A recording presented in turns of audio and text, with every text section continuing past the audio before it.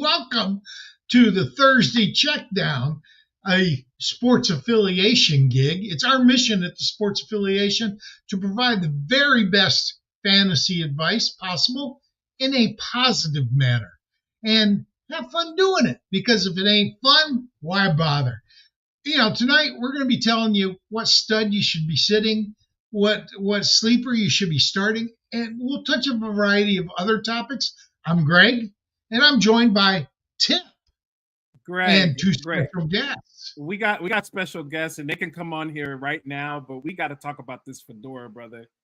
I mean, look, tell me a little bit about it. What's the deal? Janie said, I watch a lot of Tim Pool, and he's a conservative commentator, and he wears a beanie everywhere he goes. I mean, he met with President Trump. He actually interviewed President Trump, and he's wearing a beanie.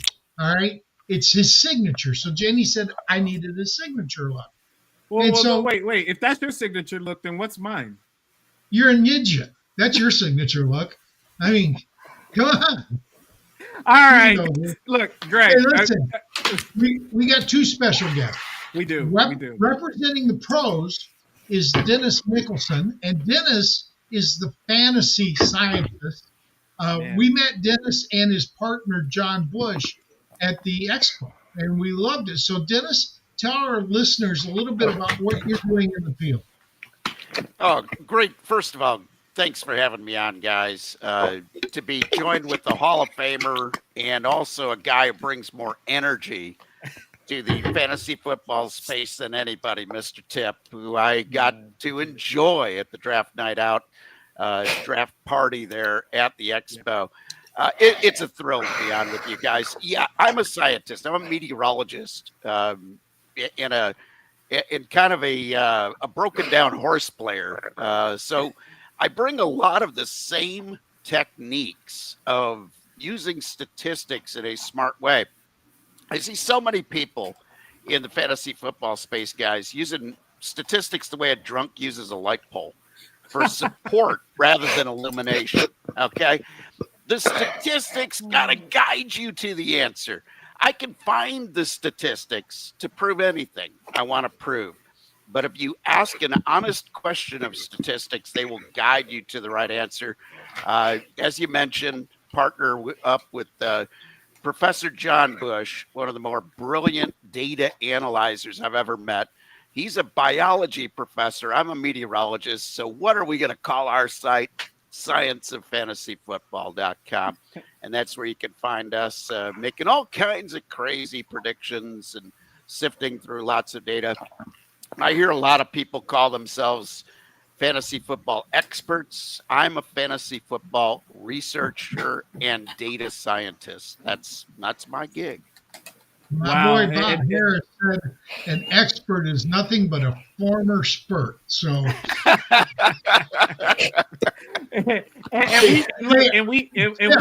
we have another Joe, but I'm not going to call him a Joe. I'm actually going to call him an expert, because this young man came on with the Ohio State hat and not to mention Patrick Mahomes jersey.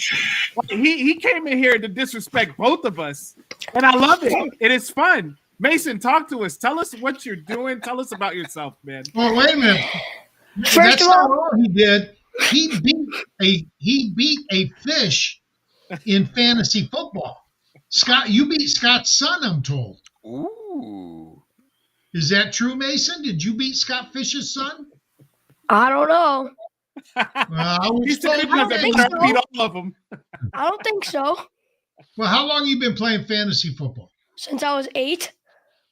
And he's 11 now, so 3 years? Yeah. And how many championships do you have? 0. Okay. Well, you'll hear about it right now. Okay. Thank you, first of all, for the opportunity. I'm very grateful for this. I got into fantasy football when I was 8, like I just said, in an ESPN league. My dad set me up, and I fell in love right away. I placed in second, but I would have placed in first if my dad didn't decline a trade without asking me.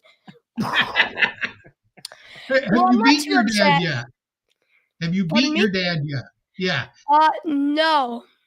No. In a game? Not even in a no, I have beaten him in a game. I have beaten him in a game. Hey. All right.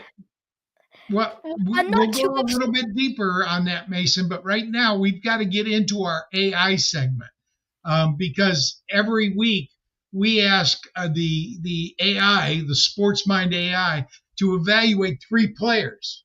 Now, last week we asked SMAI to rank with pros and cons running back Tyrone Tracy, running back Kareem Hunt, and wide receiver Rashad Bateman as a flex play for Week 10 in a PPR league. It predicted Hunt, Bateman, and Tracy. The actual results were Bateman, Hunt, and Tracy. They were all close. They were all 17.4 to 15.4 within 2 points of each other. For the year, they get 1 point for every spot they're off in the 3. 2-point day is a pretty good day. That means just 2 guys switch places. That said, there are 24 points for the year. All right. This week, we asked it to evaluate Dalton Kincaid, Demario Douglas, and Raheem Mostert as a flex play. Now, we also asked the crowd. I put out a poll on X, and the crowd thought Kincaid 25%, Raheem Mostert 32%, and Demario Douglas 43%. Now, my take is all 3 of these players are averaging 8.2 points per game, exactly the same, which makes using past performances meaningless. All right. I think the safest play is Douglas. All right. Rams are giving up the 4th most fantasy points to wide receivers. Mostert has limited touches, and Kincaid had a knee injury that may knock him out of this week's game. So we also we get a full description from the AI, and Tip should be posting it into the chat right now. It is in there now. It's too long to go through, but we do the summary, and we have Sir Wellington who reads it to us.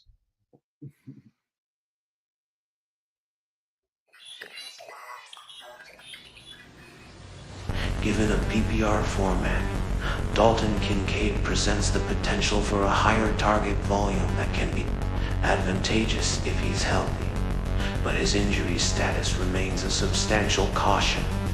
Demario Douglas, on the other hand, offers an attractive option with solid potential for receptions and involvement, especially considering recent performances. Raheem Mostert, while talented, faces too much risk and volatility in snap count and involvement. Therefore, if Kincaid's injury status is uncertain leading up to game time, lean towards starting Demario Douglas for a more stable option in the flex spot this week.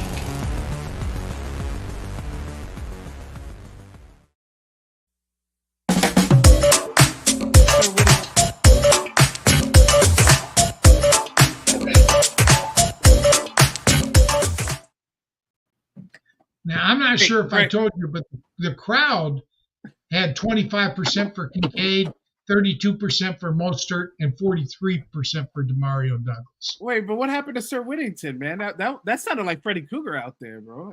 I know. Well, that's what happens. That's what happens when JC tries to do what Ronnie does for us normally.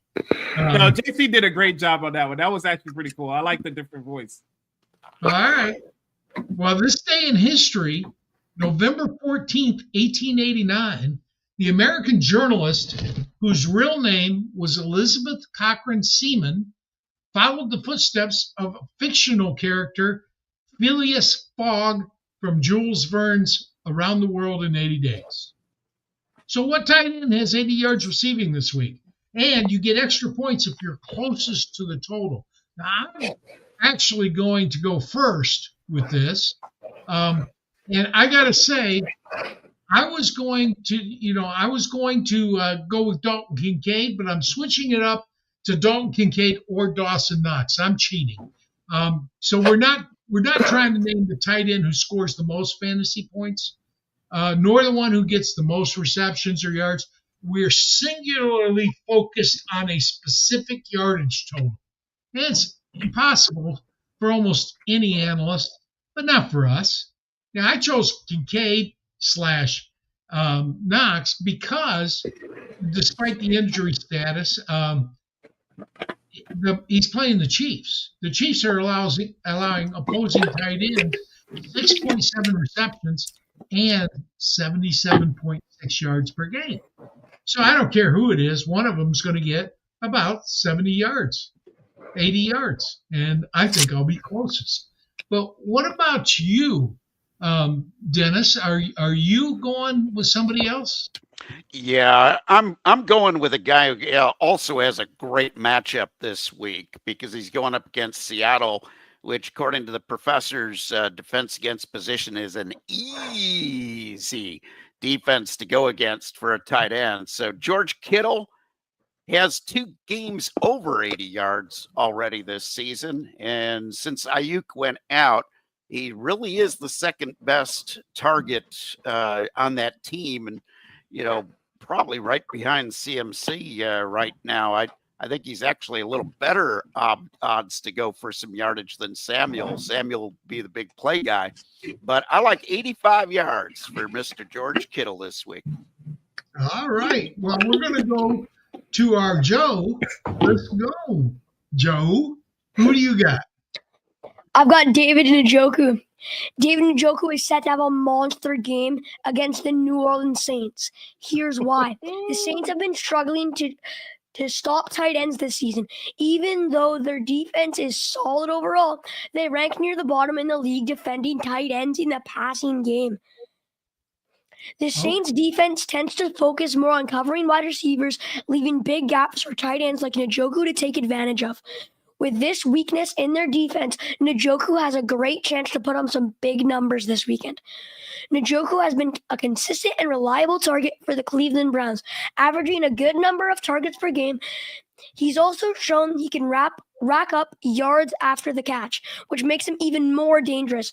With the Saints struggles against tight ends, Njoku should be able to get plenty of opportunities to gain yards in this game. Njoku is primed to shatter 80 yards in Week 11, and if the Saints can adjust, he might even go beyond that. Keep an eye on this matchup because Njoku is set for a massive performance. All right, but the question is closest too. So if he goes for 150 yards, you could still be wrong. You I don't prepared know. for that?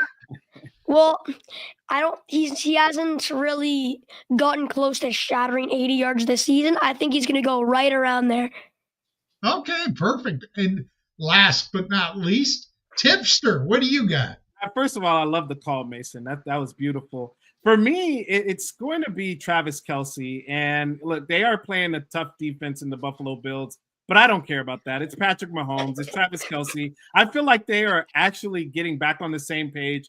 D-Hop is there. It's been helping a little bit with Travis Kelce, getting some open looks to him. Travis Kelce had one hell of a game like last week, of course, with the touchdown. But before that, had 14 targets, caught almost all of those targets. And look, this is a situation for Travis Kelce this week where he does work. And he gets close to 80. I think Kelce's going to get over 100. I think he gets closer to 80. All right, fair enough. And touchdowns don't matter. This one's just for fun. We're not even going to track it. Dennis, who do you think, other than yourself, is going to be closest? Oh, I like Mason. First of all, young man, great choice of jerseys to wear for the show today. Thank you. I've been a member of Chiefs Kingdom since 1968. That was probably long before your Zip it, Tip. Long before your dad was here. I love that. No, I like Njoku. That's a great pick. I started this pick. Chiefs Kingdom in my house. My dad started going along when they won a few Super Bowls. Grindberg. Okay. All right. Well, we have another segment coming up, and I think that we've got to lead into it, don't we?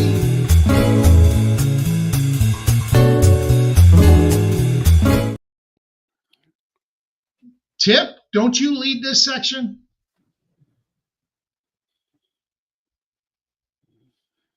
Yo, Tip. Yeah, we gotta let the music play. Did you guys hear me? No. We heard the music stop. Yeah, the music has to play. So then I come on after the music. But anyway, so yes, we have studs to sit. And right now, guys, this is actually a category that we're doing really well in. For the year, we are sitting at, if I get my computer to cooperate, we are sitting at 58% on the studs to sit. Last week, we had some really good calls. I know that one of the calls for me was Breece Hall. Greg called one. It was Chase Brown, but you know what? Chase Brown went under on his yards, but he did get over 20 points. So that was a call last week that we did miss on. But look, we're talking about these studs to sit. Greg says it the best. Nobody on your team is absolutely 100 unequivocally going to be a starter every week, unless maybe you're Christian McCaffrey. He has had 100% consistency. Hey, he's been injured. He's been injured, but there has been. So he's not 100%. No, last year, if you go back and look at it, Mason, if you look at the Fantasy Football Consistency Guide written by Bob Lung, he was 100% consistent last year. Yeah, but he was injured this year. No, yeah, this year. No, we understand that. Yeah. But see, when we do the studs to sit, we don't take into consideration injuries, because if a player is doubtful or out, you can't name him. We're only saying sit players that are going to play. So, Tipp, who's first? So this week, we're going to go start with you, Greg. We're going to see who is your player to sit. All right. Well, my stud to sit is a wide receiver in Atlanta. And I really hate betting against Kirk Cousins, but Drake London, he targeted London 12 times last week. But the two prior games, London had 6 and 2 targets, respectively. At the same time, Darnell Mooney has been growing as a focus on the offense with 6, 9, and 10 targets. So he's been more efficient with his opportunities as well. The Falcons face the Broncos. The Broncos possess one of the best shutdown corners in the league in Patrick Surtain. Overall, the Broncos allow just under 14 points per game to opposing wide receivers. So to finish in the top 24, London will have to score about 12.5 points by himself. I just don't see that happening this week. Yeah, that's a good call on that one. So we're going to go next to Mason. Mason, tell us who is your stud to sit for week 11. You're blanked out. Are you muted? Mason? Sorry, yeah, I was muted. Okay. Better. Sorry. This is a tough call, but this week I have to say I'm sitting Justin Jefferson. What? But he's one of the best wide receivers in the league, right? Yeah, he is. But here's the thing. He's facing the Tennessee defense, and they have one of the toughest defenses when it comes to stopping the pass. The Titans have the #1 pass defense in the whole league. That means their defense are like football ninjas, always in the right place at the right time, making it super hard for wide receivers like Justin Jefferson to get open. They've been shutting down top receivers all season, so Justin's going to have a tough time making those big explosive plays that we love to see. Plus, the Vikings offensive line has been struggling a bit, which also goes well with one of the best defensive linemen in the league in Jeffrey Simmons. So their quarterback, Sam Darnold, might not have enough time to throw perfect passes to Justin. If Sam's running for his life, Justin might not get the ball as much, and that means fewer fantasy points. It does. That is the boldest call I believe that we've had on this show, Mason. And big ups to you for doing that. I'm not doing it. I'm always playing Justin Jefferson. He's one of those guys who is always consistent, but I love the call. And you're right about that Tennessee Titans defense. They are tough. All right. So D-Mike Media, Dennis, talk to us. Who is your stud to sit for week 11? First of all, Mason, that is a gutsy pick, but he's coming off of his worst game of the year. And you're right. That screwed me. Yep, you're right. He's going up against one of the best defenses. So, hey, that's not such a crazy call. I'd have a hard time doing it, but that's a gutsy call. And I also like Greg's call of Drake London, even though Darnell Mooney came up a little gimpy in practice and looks like he might miss the game. But my pick, hey, call me a homer. I got the red on today. Call me a homer, but my Chiefs defense has been really tough against running backs this year. For the record, they're only giving up 83 yards a game rushing, but if you subtract the quarterbacks that have put up some yardage against them, the running backs are down closer to 60 yards a game. So James Cook, 73.3 MVP rating over the last 2 years. Anything under 80 is sittable against a tough defense, and that's why I'm sitting James Cook this week. Wait a minute. I got to ask you, aren't you concerned a little bit about Cook because he's just been so steady all year? Been steady, but he's been steady at a lower level than I really want out of my top running backs. And, he's been steady except against good defenses. So the only way that I'm going to lose this one, Greg, is if he makes it into the end zone, because yardage wise, he will be below 80 yards in total yards, easy receiving yards Right. and rushing yards. Receiving and rushing, you'll be below 80. Total yards will be below 80. So that's my bold prediction here. And the Bills just don't throw to the running backs that often either. So that's where in a PPR format, he's not as attractive as some of the other running backs in the league. Going up against an easier defense, man, he's in my lineup each and every week. This week, I'm choosing to sit him. Okay. I love some of these bold calls. Mine's not quite as bold this week. I'm going with Jaden Reed. Jaden Reed is going against this Chicago Bears defense in Chicago. When the Chicago Bears are at home, they are one of the toughest teams. They're giving up only 165 total passing yards, and they're not even giving up a touchdown. They're giving up less than a touchdown per game. This Chicago's Bears defense is tough. Now, I understand that their offense has been terrible. They're giving up over 9 points, or they're only scoring 9 points per game in the last 3 contests. But this week, they just got rid of Shane Waldron. I feel like this is going to be a little bit of a rejuvenation for the Chicago Bears. I think their offense shows up a little bit, but that defense continues to stay nasty. So I believe that the Jaden Reed is my stud to sit for Week 11. What are you thinking the final score will be in that game? Against the Chicago Bears versus I think this one's going to be a lower scoring game. I don't know the actual the point total right now, but I'm going to say that this one will probably be at about 30 to 35 point game total. Possible to have some inclement weather. That's what I was going to ask you. I was going to ask you about that. Yeah, I was going to ask you about that. Greg, let's see. So real quick on that, can you explain to us how weather can affect the football field? We know about the wind, but the inclement weather, the rain, the snow, if that happens. In today's game, the rain doesn't really impact it that much. It's more the wind. Yep. Fog does, and if you have anything frozen, then the ground gets slippery. But the rain talk to us about that. You're still going to see. Yeah, talk to us about that. You're still going to see 30 passes or more from the Packers. The question is, does the Chicago quarterback get off to a fast start? Because if he gets off to a fast start, they're going to match him in pass fight. Right. Well, because I'm Greg, I just want to. Swift fan. Hold on, Greg, real quick. I want to hear from Dennis on this.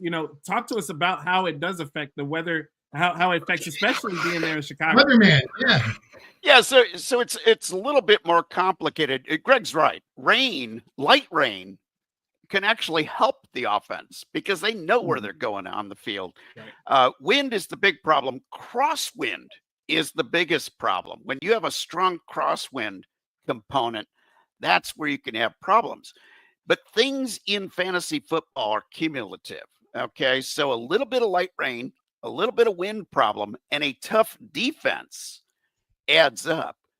Lesser weather problems against an easy defense, I don't worry about it. But when you've got a strong defense even just a little bit of a wet field or a little bit of light rain or a little bit of crosswind component over 10 miles an hour, now I start getting concerned because those effects tend to be cumulative when you're looking at fantasy football scoring.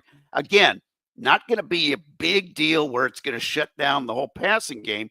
Greg's right. It probably will be a high number of passes in this game, but I do think it'll be a low scoring game. So I love your pick about Jaden Reed. So, okay, I have a question for Mason. Mason, if you were to be, first of all, do you play football? Yeah. For a team or anything?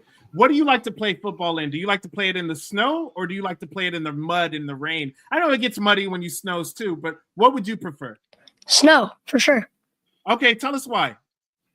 Well, like, it depends what kind of snow. If it's like slushy snow, okay, it gets the ball more wet, but when it's rain, like, I just hate trying to catch the ball in that kind of weather because it just slips right through my hands. I remember at school, my quarterback threw me up a dime. It was right here. I dropped it because it was raining outside, and I was like, ugh. And in the snow, like, if it's snowing when it's snowing when the game is going on, it's not that bad. But if it's already snow on the ground, I'd 100% go with the snow over the rain. The only problem with the snow, I was a wide receiver in high school. The problem with the snow is the slipperiness. Cleats don't matter. Not great for route running. Well, yeah, cleats don't matter. You're going to slip and slide, so you have to round off your cuts. You can't make sharp cuts when it's snowing. When it's raining, the cleats really do dig in, and unless it's really sloppy, you can still cut with the cleats today. And, you know, some of these guys, they wear virtually no cleats at all. It's virtually tennis shoes. When I played, we wore 1-inch cleats. Yeah. I played in Michigan, and I played in the snow and the ice and the rain. And the snow and the ice is miserable. Your hands get cold. Balls bounce off them. I can tell you from experience, I would much rather play in a drizzle or a rain. Heavy rain makes it harder to see. Snow, you can still see pretty well because the ball stands out against the white backdrop.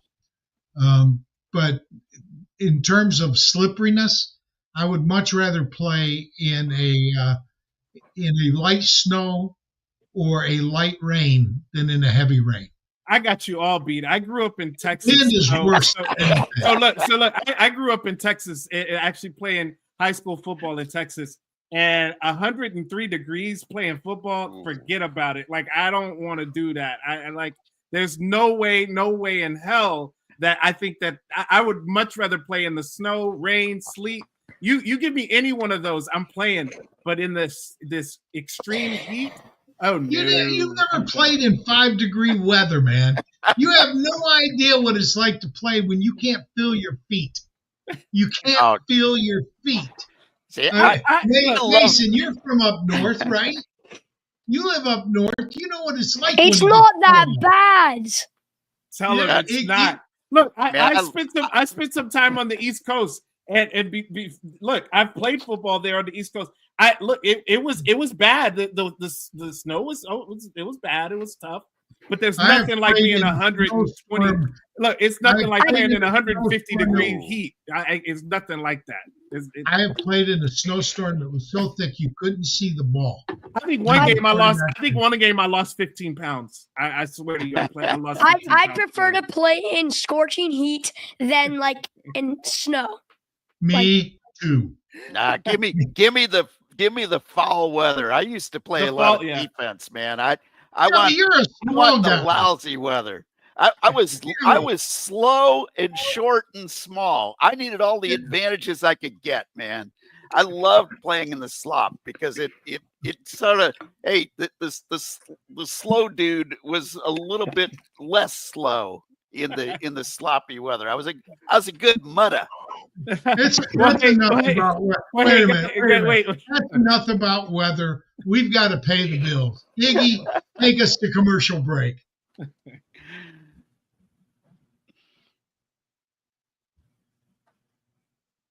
Iggy, take it. Find your win tuition and elevate your sports betting with Better Takes. Better Takes examines your betting history to uncover hidden areas that cause bankroll leaks. Uncover patterns and biases so you can break the cycle of mistakes, avoid weaknesses, and play into your strengths. Our advanced stats offer unparalleled granularity, helping you immediately spot problem areas that could be affecting your success. Use the Better Takes Edge score to gauge your expertise for each potential bet, providing clarity and confidence in your decisions. Take control of your betting journey. Download Better Takes from the Apple App Store or Google Play today and start understanding your biases for free. Before placing bets, check with Better Takes, a smarter, more informed approach to sports betting. And our next intro.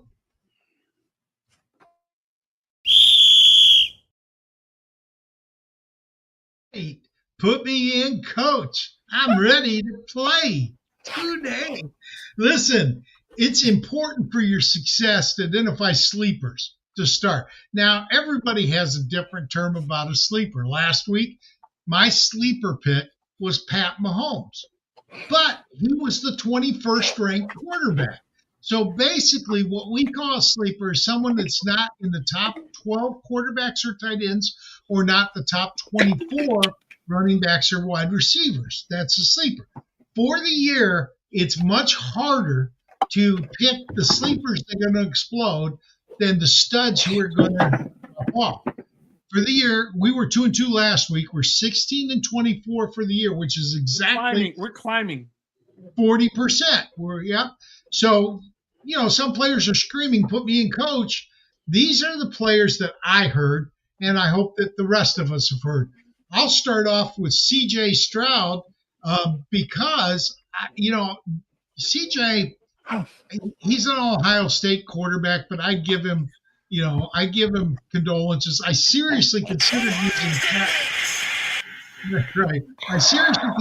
using Patrick Mahomes again, but he's moved from 21 up to 14 after his QB3 ranking last week. So I decided to go with Stroud.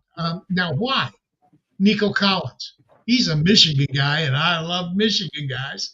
And people may have forgotten how good Nico was playing before his injury. But in points per game, right now, Nico is the wide receiver 2. Okay, just 1.2 points behind Jamar Chase, coming off a 55-point game. Okay, so without Nico and Stephon Diggs, Stroud's game suffered drastically. But this week he's playing. I think he could play with high school talent this week and still push being startable, because the Cowboys are just that bad. They really are. Jared Goff was the quarterback 4 last week. He played the week he played the boys. Okay, and Goff did it with only 25 passes. So Stroud should throw over 30 in 9 of 10 games this year. He's averaging 32.9. So Dallas is pretty terrible against quarterbacks. They're allowing 228 yards passing, 1.6 TDs, and 23 points a game, fantasy points a game to opposing quarterbacks. Dak Prescott's gone. Okay, we saw last week what that means. It means their offense does nothing to eat clock. Their running game is not good enough to dominate, and so that means the defense is going to be on the field a lot. And Houston is a very good team. I don't think they will ever make the same mistake they made last week when they took their foot off the gas against Detroit. That 23-7 lead turned into a 26-23 defeat. They get up 23-7 against Dallas, I'll bet they score another 15 points in the second half. So for me, it's Dallas. How about our pro? What do you say about this, Dennis?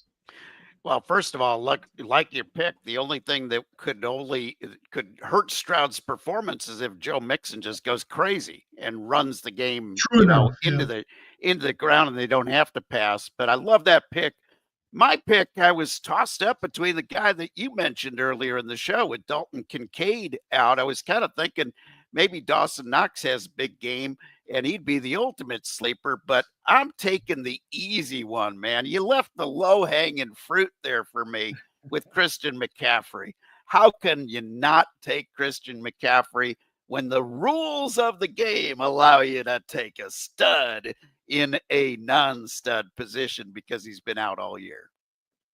Well, yeah, but I mean, what are you expecting from him? Because, it's his second game back. After the first game, he's going to fill those hits because he wasn't getting hit all year.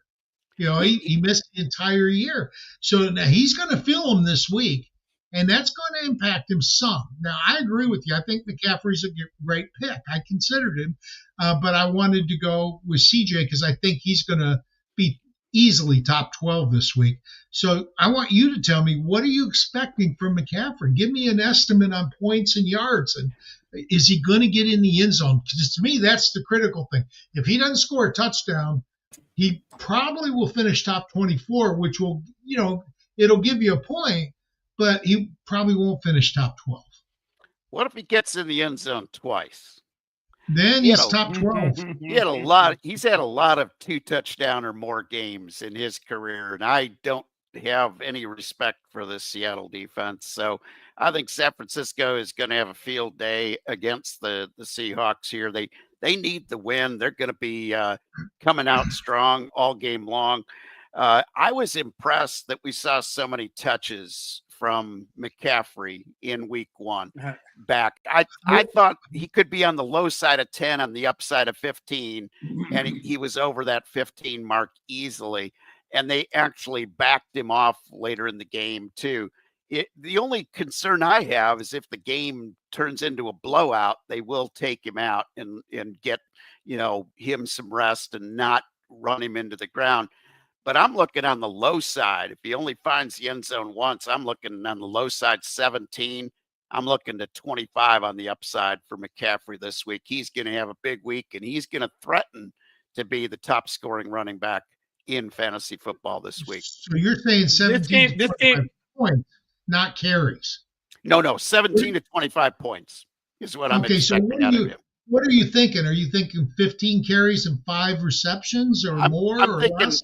I'm thinking between about 17 on the low side of touches and 22 on the high side. I think they're going to use him pretty heavy. The only question I have is if they get the big lead, do they bring in Garendo and Mason just to wind the game down? Because they would be kind of silly if they get a big lead to keep going to the CMC bank. But in the meantime, I really think he's got a good chance at a 2-touchdown game here. Well, which that's will what really I was. Be a big game. Yeah, that's what I was going to allude to. When the Seattle Seahawks, when they play away from their home stadium, they are giving up almost 2 touchdowns a game rushing. So they're giving up 1.7 touchdowns. So I like that call with CMC possibly getting 2 touchdowns. I think that he gets 1 for sure. I think that's in the bag. I think that this is a situation, a scenario now with Christian McCaffrey coming back to a team that is essentially almost as healthy as they've been. They lost Brandon Ayuk, but on the offense, they are essentially as healthy as they're going to be all year right now. And I think that Christian McCaffrey runs all over the Seahawks. I don't really care what you think. I want to know what Mason thinks. Do you like the CMC call, Mason? Yeah, I do. Like he was extremely consistent last year, and yeah, he's been injured, but he's the best running back in the league. And wait, Mason. No, okay. Bijan Robinson is the best running back in the league. Except for Bijan. Bijan is not the best running back. For Dynasty, Bijan's better. For anything else like redraft, Derrick Henry is better than Bijan. No, he's not. For redraft, he certainly is. Oh, for redraft, yeah, but for Dynasty, Bijan's the ultimate RB. No, he's not. Yes, he is. Gibbs is better than Bijan. No, Bijan catches passes, and he can get into the end zone, and he doesn't have that David Montgomery guy threatening him for all of his touches. No, he's got Tyler Algier, who's left there. Tyler Algier. You're gonna make Mason's gonna have to wash his mouth out with soap with you, Greg. Wait a minute, Mason. Who do you got? I've got Jameson Williams. You're looking Detroit! What? Detroit! It's a Detroit player. I love it. Now tell us why. He's a Lions fan. A sneaky pick who could totally surprise everyone and rack up big points. Williams is your guy. So why is he my sleeper? Well, after serving a suspension, Jameson is back on the field and ready to make some serious noise for the Detroit Lions. He's super fast, like a blink, and you miss him fast. And that's perfect for the Lions offense, which has been playing great this season. Here's the deal. Defenses are going to be all over the Lions star receiver, Amon-Ra St. Brown. But that means that Jameson could get open and make big plays. The Lions know he's a huge threat, so they've been using him in all sorts of ways, not just as a receiver, but even on jet sweeps. This makes him even more dangerous, but he can score from anywhere on the field. The Jags defense. The Jacksonville Jaguars aren't great at stopping deep passes, and they give up a lot of yards. So Jameson has a real chance to break free and make some big plays. The Lions plan. They're getting him involved in a run game too. So he's like a Swiss Army knife of fantasy football. He can do it all. He has a big opportunity for Week 11. So if you're looking for a low-risk, high-reward pick who could have a breakout game, Jameson Williams is your guy. He's got the speed, the growing role, and the perfect matchup to make some noise in the fantasy football this week. Hey, I love your take, but I got a question for you because we got a little bit of time to burn. Tip's not going to take 5 minutes. So who do you like better? Yeah, he will. Who do you like better as an all-purpose running back? I'm going to go to everybody here, but I'm going to start with you, Mason. Do you like Deebo Samuel or Jameson Williams as an all-purpose wide receiver? That's so hard. I mean, I think Jameson Williams is faster, but with Amon-Ra there, it's taking away targets. But now that McCaffrey's back, that's more running for McCaffrey and less running for Deebo. So that's tough. Choose one. Got to choose one. I'll have to go with Jameson Williams. Now I love Jameson, but I go with Deebo there. How about you, Dennis? Yeah, it's Deebo for me. And the big difference is Deebo is just a very physical runner when he gets the ball. And even with CMC back, they're going He's to still going to get the ball 2 or 3 times. They're going to still give him the ball 2 or 3 times a game, or at least use him as sort of the decoy a few times a game. But he will line up in the backfield. There's no doubt about that. And when he gets the ball, he is just such a tough physical runner. There's just nobody at the wide receiver position that runs out of the backfield like he does. And then you add that in with some really good skills as a pass catcher. That's why I always have Deebo. I never worry about injuries in fantasy football, folks. I have Deebo on a lot of my teams because he can substitute on the games that he misses. So when he is in there, he is one of the most consistent performers in fantasy football year in, year out.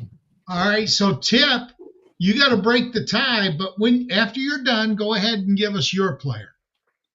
Yeah, I'm gonna go with Mason on this one. I'm with you, Mason. I think that Jameson Williams. It's not even how electric he is or how he blinks. And like you said, it's the play calling, it's the play design that Ben Johnson allows for this team. This team is so just dynamic when it comes to that. They can hit you from all different types of angles. We've seen it time in and time out. Every game this season, they make a crazy play or a trick play or some type of play that gains them a lot of yards because of the concepts and the skills that this team has. So I'm going with you, Mason. The NFC final last year. Look, Deebo has been for a long time. We still got to get to your pick, though, Tip. Sure. So let's go. Yeah. And for my pick, it's easy. It's Cedric Tillman. Look, what hasn't been said about this guy that he these last 3 games, 22 fantasy points per game. He is a wide receiver 1. He has Jameis Winston with him. Jameis Winston is going back to New Orleans this week. I think that they're going to be eating some W's. Look, I'm going to be quick on this one. Cedric Tillman will get you the yardage. He'll get you the touchdown. He is doing it all. He is easily a wide receiver one. I love Jameson Williams this week. And then they're going against the New Orleans Saints, who are giving up a ton of points to wide receiver. This is an easy call for me, and I think this is a smash hit. The only thing that will stop Cedric Tillman is an injury. All right, Iggy, take us to the next segment.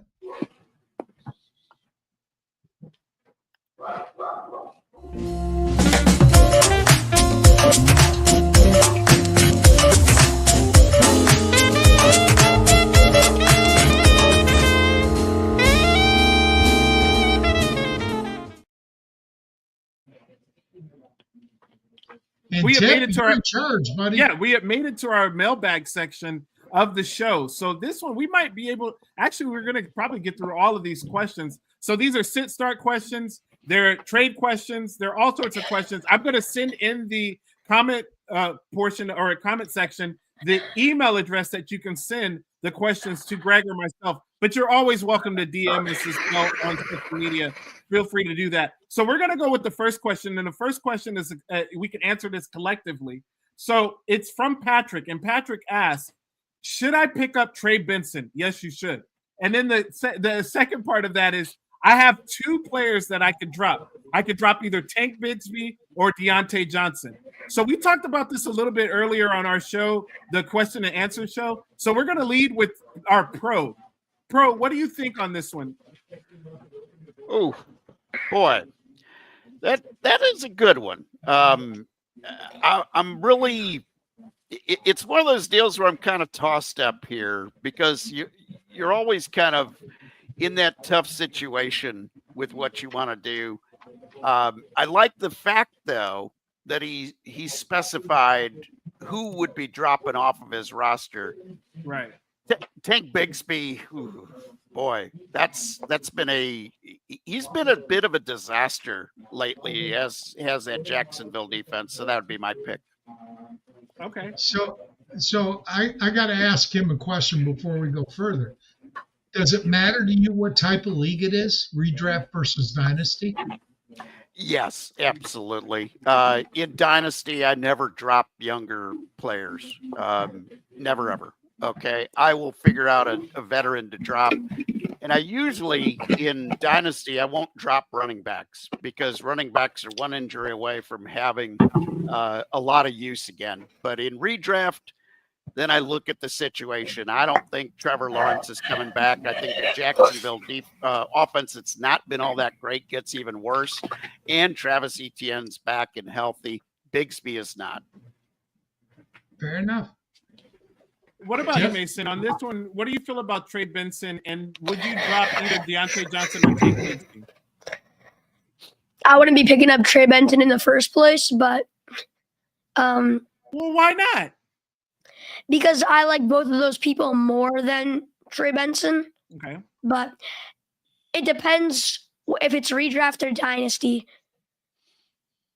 This one, they did not specify, so let's just go with redraft.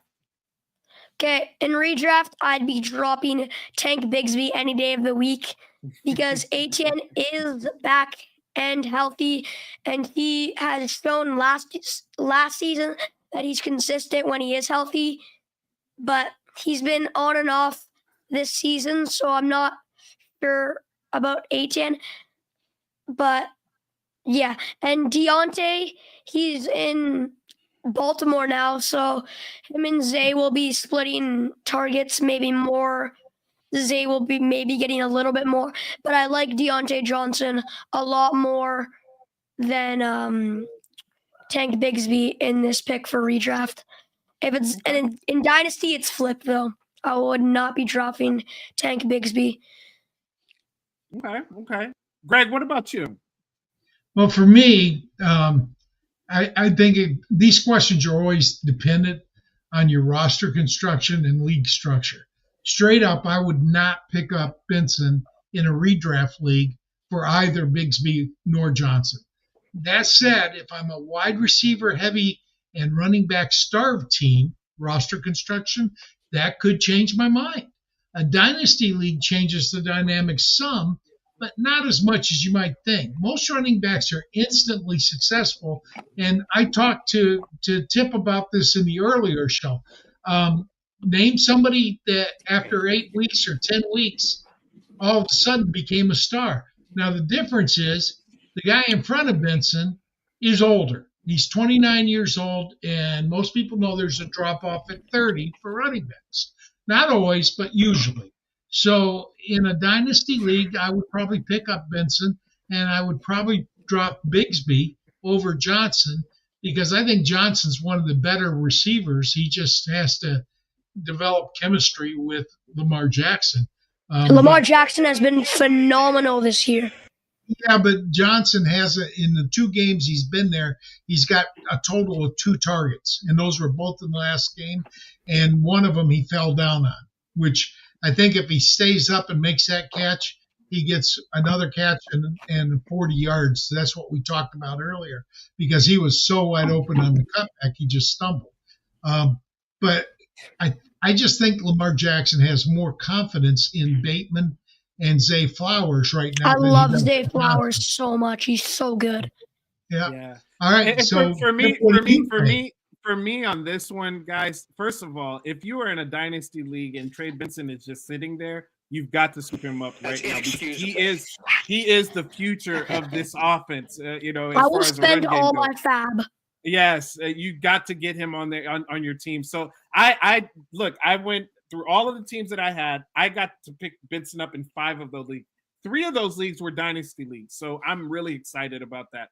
So what I will say about this situation in redraft, I would drop Deontay Johnson right now. He does not seem to have a role in this offense right now. Now, I do think he will have a role going forward or in the future. I think that it could be something like Greg alluded to in our last show. It might be something that we don't see till next year, though, or maybe in the playoffs. That's what I'm thinking we're going to see something. I know that he's got the revenge game coming up. I'm not concerned about it, and neither does Mike Tomlin seem concerned about Deontay Johnson either, if you heard some of his comments. So I think Deontay Johnson is the one that I'm dropping here. You always want to be careful dropping a running back, especially in a running back where offense we don't know what's going to happen with Tank Bigsby or Travis Etienne. But I think Trey Benson is a must add right now for dynasty. And then look, if you're in a redraft, I think that he might have a little string here where he'll run off some games. Now, this is the thing. I want his snap percentages to go up. Right now, he's hovering right around 22% snap percentage. I want that to go up, but he's showing that he can be efficient in that little bit of snap or those little bit of snap counts that he's had. So I think that the coaching staff recognizes that. I'm forecasting anywhere from 10 to 12 touches for the next 3 games for Trey Benson going forward. We've actually got a bet on that. So let's go to the next question. The next question is for Mason. Derek asked, Dynasty PPR. Okay. Who would you rather have? So this is not for this week. This is a trade question. Dynasty. Who would you rather have? Puka Nacua or Jonathan Taylor in a PPR? Yeah, my answer is plain and simple. Puka Nacua. Puka Nacua is the leading target leader on the Rams, even when Cooper Kupp is in. And that number is set to increase as Kupp is getting older and slowly fading.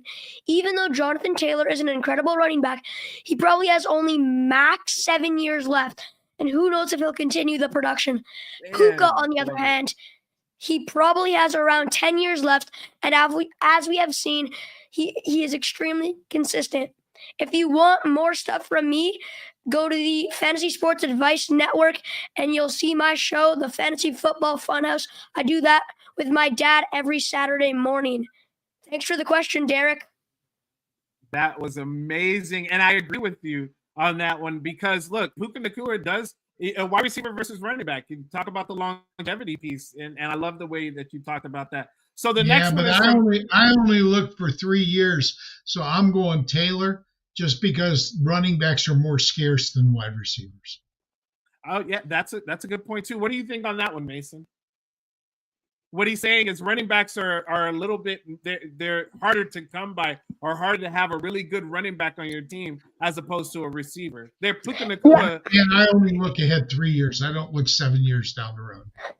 Yeah, that's true. I mean, yeah, they are more scarce, but I like to see wide receivers that put up a lot of points on my fantasy team. Like, I'm not sure, like, yeah, running backs are rare to come by.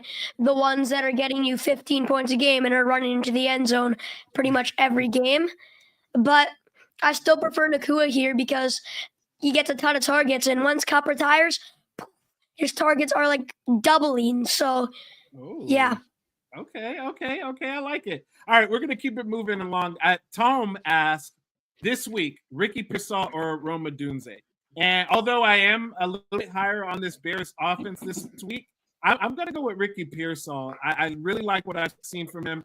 I was on the space earlier today with Greg. I've been saying this for a couple of weeks now. I really think that he reminds me so much of Cooper Kupp. It's like a Cooper Kupp 2.0 coming with Ricky Pearsall. He's about the same size. Maybe a difference as far as weight goes, but he's fast. He can catch the ball in traffic. He can catch the ball down the field. He's really a really good asset for this team. So I'm going with Ricky Pearsall. We're going to keep it moving right along because we got a few more minutes. Let's go with Sarah. This one's for you, Dennis. Sarah needs Sam Darnold or Jared Goff this week. Thank you for giving me such an easy question, Sarah, because this one comes right down to defenses. Tennessee, tough defense.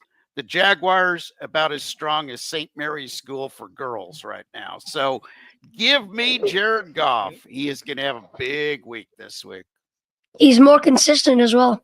Yeah, I think. Are there any concerns about the number of passes? Because if Detroit gets a lead, they've been known to just turn to the running game, and they're going to be run heavy anyway against that team.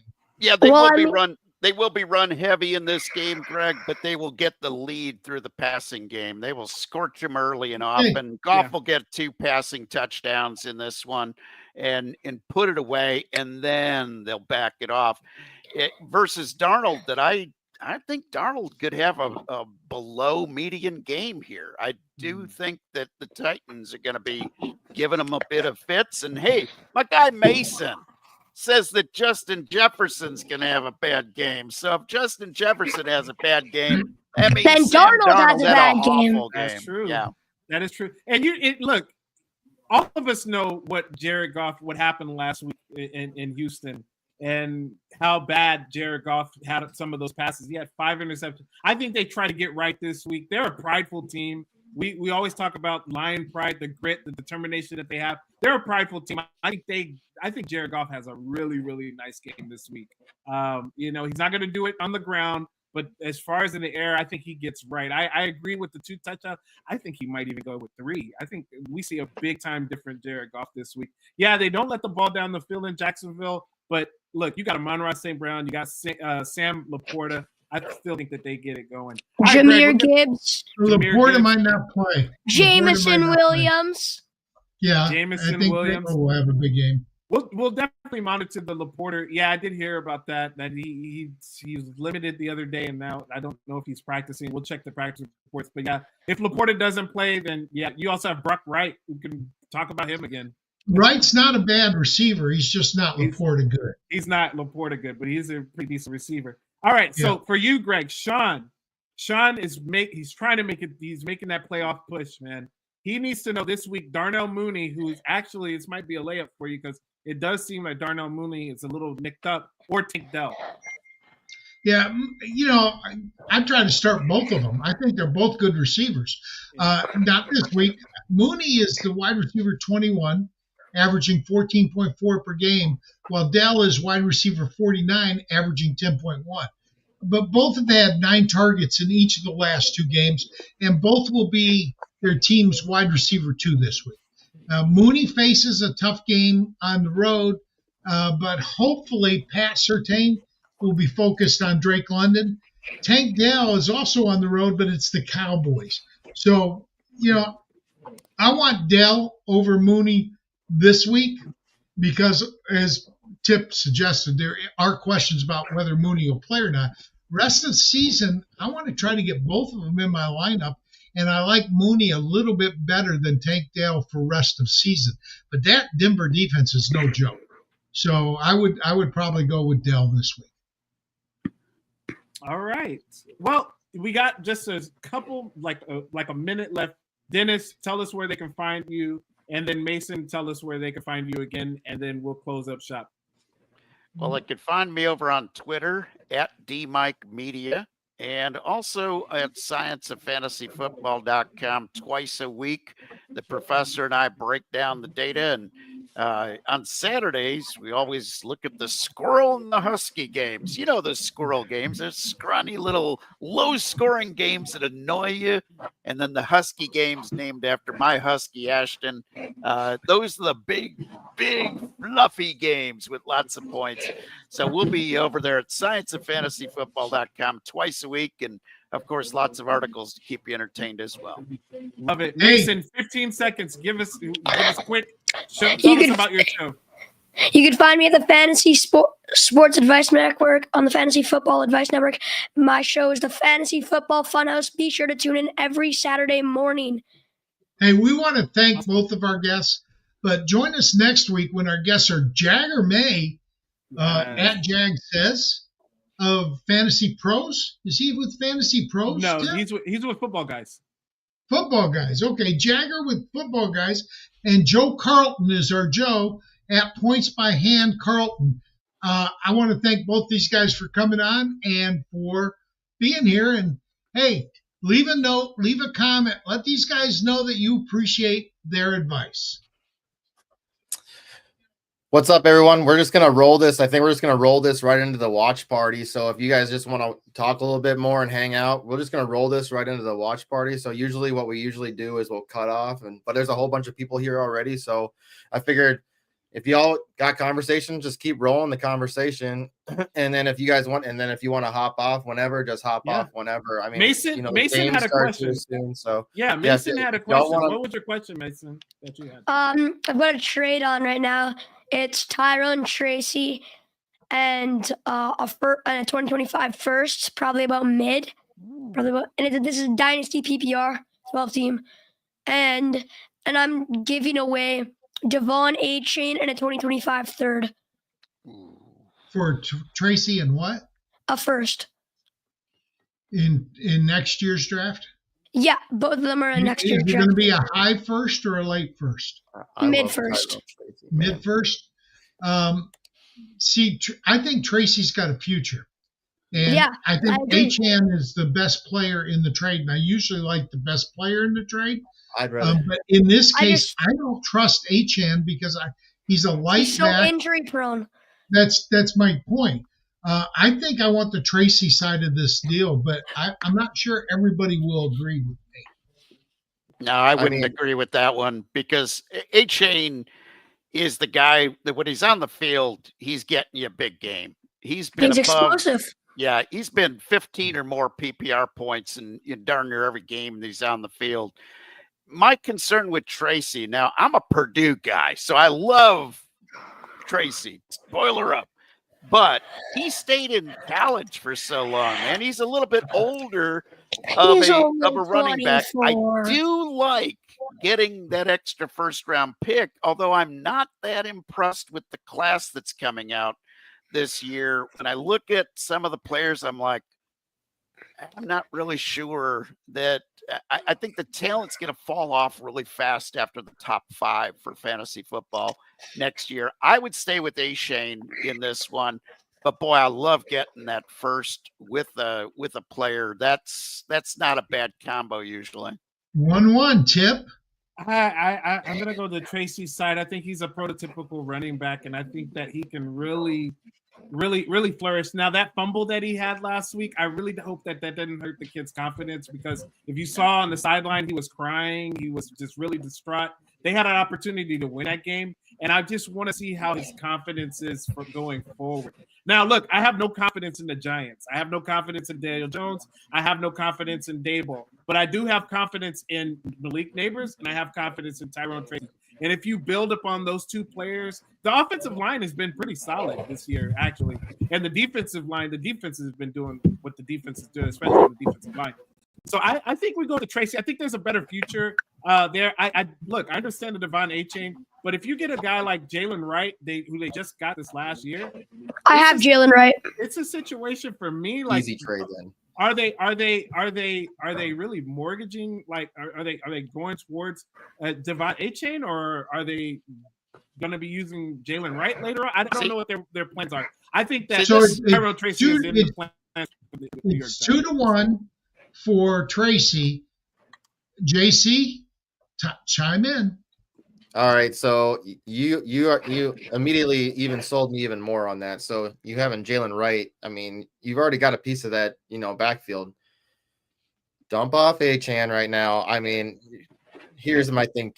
Tyrone Tracy has been absolutely insane, dude. He's been an absolute monster. You get the first round pick, and you might be talking about things might dwindle off, but I feel like players last year we weren't really talking about, and as soon as it got closer to the end of the year, you start talking about players you weren't really even eyeballing, and then you never know. And then when it comes to even during that time, people once it gets to being closer to the draft, people start getting like that fiend and that itch for draft time and rookies. So you might be able to dump that off if there's players you don't like for maybe something else that somebody's trying to get rid of that you like, right? And you can throw that out there as a little bit of bait. But another thing you got to think about too is Daniel Jones might not be playing any more snaps for this team. That's what it's kind of sounding like. So he's going to get a lot more work in that backfield. Here's a roster construction angle, though, for Dynasty. You talk about having a piece of that Dolphins offense with Jalen Wright. I want both of those pieces on my team in a Dynasty situation, because if one gets hurt, then you've got the replacement automatically. It drives me nuts. It drives me nuts when I hear people talk about, I want the handcuff to other people's. I don't want that. Time out. I want the backfield.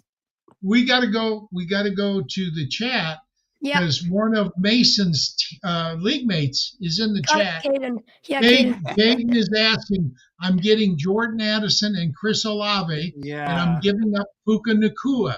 Dynasty League that Mason is in with him. Would you give up Puka Nacua for Jordan and Chris? Personally, I would not. Yeah. But it's close. It's a fair trade, I think. How about you guys? I'd be keeping Nacua. Yeah. So you're with me. How about you, Tip? Yeah, I'm going with Nacua as well. I want to know his wide receiver depth because it seems like that would help. He's got Jalen Waddle. Okay. He's got Jalen Waddle. He's like he has nobody else. He's got Amari Cooper, and he's got a bunch of other stuff like. So he's trying. His team's struggling. Increase his depth. Yeah, I've got his first round pick. And I tease him about it being the 101 next year. Ooh, Caden, look, you were getting roasted on here, Caden. Yeah, no, I wouldn't do that, man. I'm not a big Chris Olave fan. I like the talent, but year over year, he's not a guy who's going to get you a lot of touchdowns. First of all, how can you like Olave? The dude went to Ohio State for crying out loud. I like him even more because of that. Come on. I like him even more because of that. That's one thing I like about him more than anything is that he goes to Ohio State.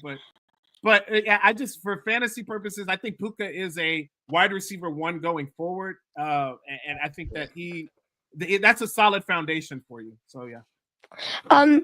So I saw in the chat, Greg, you were like, I wouldn't give Mahomes up for Daniels. Daniels is my QB. Daniels is my QB1 for Dynasty. Nice. Well, he may be, but I still. Again, I got him on the 203 in that. I looked 3 years. I only looked 3 years, and Mahomes will be a better quarterback than Daniels over the next 3 years. Yeah, but the rushing upside, for me, it doesn't matter. 85 points. Mahomes is not a 85 yards on the ground. You have to understand, when a quarterback runs the ball, he increases the risk of injury tenfold. So, and this is not a big quarterback. This is not a Cam Newton quarterback. He's 6'4" and 210 pounds. This is a skinny kid that if he gets lit up by an NFL safety, it could end his year or his career. So my brother-in-law is 6'4", 210 pounds, and he's pretty small. I've actually it is pretty small. 210 at 6'4"? That's really small. I've been impressed. Most point guards are like 6'7", 6'7". The tallest point guard, like Justin Herbert and Trevor Lawrence, they're both 6'6" and around 240 pounds. Like the average is like 6'3" and like 230 pounds. So Daniels is pretty skinny. He's tall and skinny, which isn't great. No, what were you going to say in this? Daniels doesn't slide. He doesn't. No, neither does Josh Allen, but Josh Allen. No, Josh Allen goes out of bounds. He avoids hits. Josh Allen does avoid hits. And Josh Allen also runs to extend plays. He doesn't run to run. I just same with Mahomes. Dennis, let's go Dennis. What do you think, Dennis? Yeah, Daniels right now. Here's the thing: what I love about Jaden Daniels is he seems to be learning very quickly that survival in the NFL means you don't take that big hit. Yes, he still likes to extend plays a little bit more than he probably should, but he has really impressed me because at LSU, I'll be right back. At LSU, it was like he had a death wish because he just stuck his head out there and got beat up. And he took the big hit every single time. Now he's only trying to extend the play when he needs that crucial first down or trying to get in the end zone. He is learning, but man, that guy's got a body that I don't think is ever going to beef up. So you're right. The injury potential is there. Now, I'm a Chiefs fan, okay? As long as this defense stays top 5, I'm getting off of Mahomes in fantasy football. The only thing good about Mahomes in fantasy football right now is his consistency, that he doesn't give you a really bad game. But the upside of 30 when they get Hollywood back. I don't care. They don't need to throw the ball. See, this is the thing. When Mahomes was great in fantasy football a few years ago, the defense was awful. He needed to score 40 points a game to get them to win. Now, they get to 20 and they're home free. So yes, Mahomes, I still like having him in Dynasty Superflex leagues because he's so reliable. He's never going to give you that bad score because quarterbacks, more than anybody else, they could do 3 things to you each and every week. They can cost you the game by having just one of those single-digit games, okay? And we've seen that with Josh Allen having a couple of those games this year, and he's the best quarterback in fantasy football, and yet he's had 2 of those bad games. Mahomes never has one of those really dog games. But his chances of having one of those games that dominate and help you win your matchup is just not there anymore, as long as this defense is good. Now, I will say this.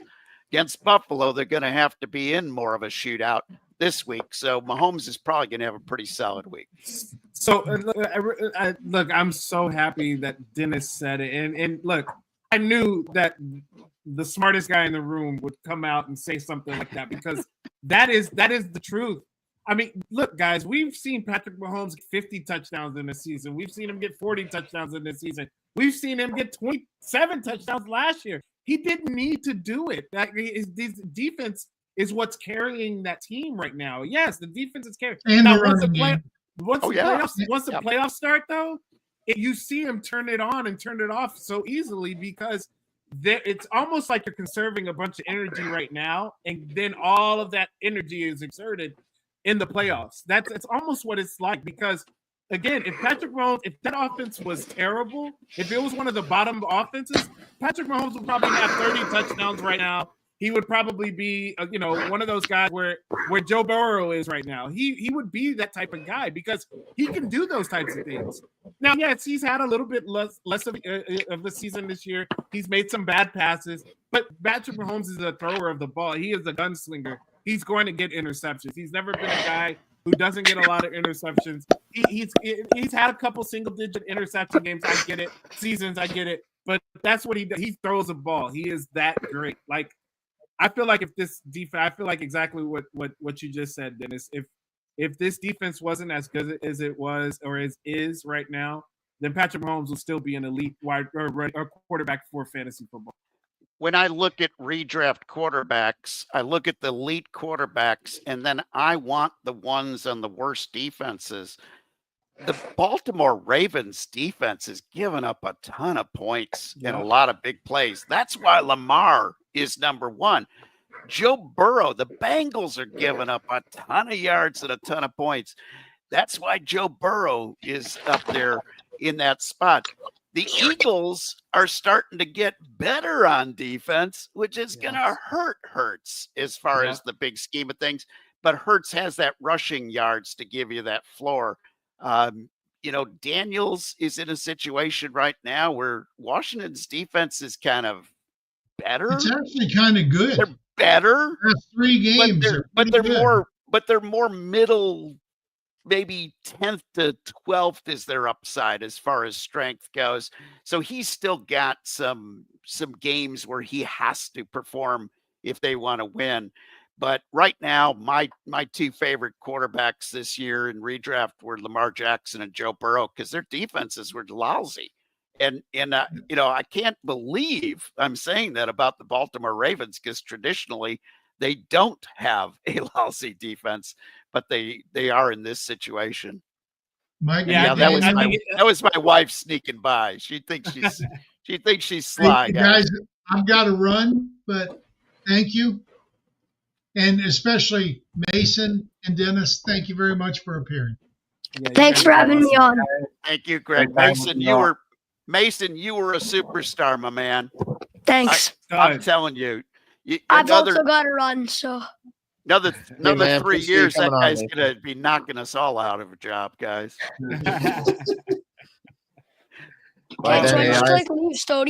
Leave studio? Yeah, so what you do is you go to the bottom down there and you hit leave studio. Hey, Mason, appreciate you. Yeah, thanks, man. Yeah, appreciate it, man. Thanks, Dennis. Thank you, guys, man. Yeah, this was awesome, man. Yeah, look, tune into the what do you guys call it? I'm sorry, I messed it up. It's the watch party. Yeah, we're good. I don't know what I was thinking game changers, but I don't know. I need some sleep. But anyway, tune into the watch party, guys. We're on it right now. This is a bunch of fun. They're always just talking bets, prop bets for the week, and and just enjoying this game. We got a really good game last week. There was a great game. This week we got another good one, man. Oh man, this game, I'm glad we got a fun Thursday night game. I mean, but I do have 3.5 field goals tonight. I took that as one of the bets. Yeah, I played Jake Elliott in my 1 and done. Saquon Barkley, 3rd and 2, first down. Dang. Wow. Oh man, already hurt. Is that their center? 69? Is that their center? Well, peace out, guys. I appreciate you. I gotta get some food in me, man. I'm hungry and sleepy, so I gotta watch this game and I gotta get ready for a space later tonight. So hungry and sleepy. Hungry and sleepy, bro. Like, all right, guys. I might check back a little bit later myself. All right, peace out, good, gentlemen. Appreciate you guys. Later. Y'all have a good one. Thanks everybody else for joining us. Oops. Yeah, thanks for staying on with us. If you're not familiar, JC and I have been watching Thursday Night Football on YouTube together this is our 4th season doing it. So pretty happy about that. And it's lineman got rolled up on, you can see it. But we just basically talk about the game, have fun. Sometimes we do the locker room, we usually have those guys, but we just talk fantasy. We talk a little bit of betting, but mainly we're just talking about the game and maybe talking about old time stories or something. So, trying to get the background set up. I threw it over the. And we appreciate you hanging out with us. Just hanging out with us and If you're watching on the YouTube, just please give us a subscribe. We're getting pretty close to 500, our milestone, and we don't do play-by-play, but we'll tell you every once in a while. Like right now, they have a. I'll probably get into some play-by-play. I know you're gonna pack your. I know you're gonna pack your binders, so you can talk a little bit about that. Talk a little bit about. So I'm gonna let the dog out real quick, but hey, appreciate everyone hanging out. Appreciate everyone hanging out from the show from before. Greg and Tip, they tear it up on that show, and we had some great guests today. But we're gonna do the watch party for the first half of this game. We got Washington, at the Eagles.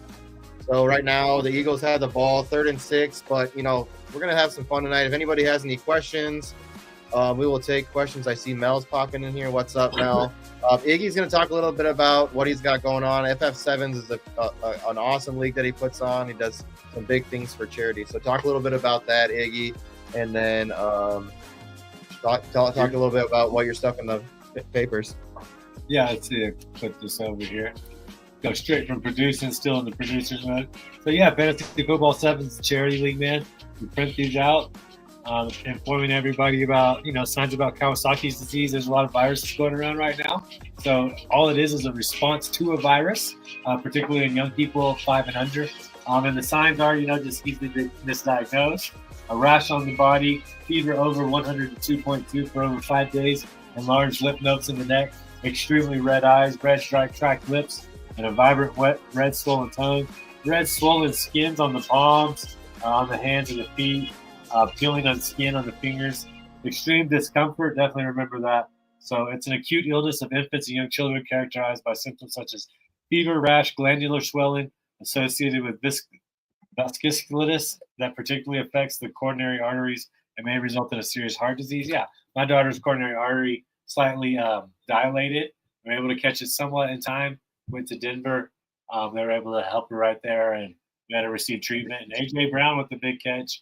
Yeah, that's what it's about. Fantasy Football 7, 16 teams coming down to it. Pretty fun time, and help send this money. All of these are going to go to rural hospitals in New Mexico and then Wyoming, because we did Colorado. This is where I live. So our goal is the Rocky Mountain states. So New Mexico, Colorado, Wyoming, and Montana.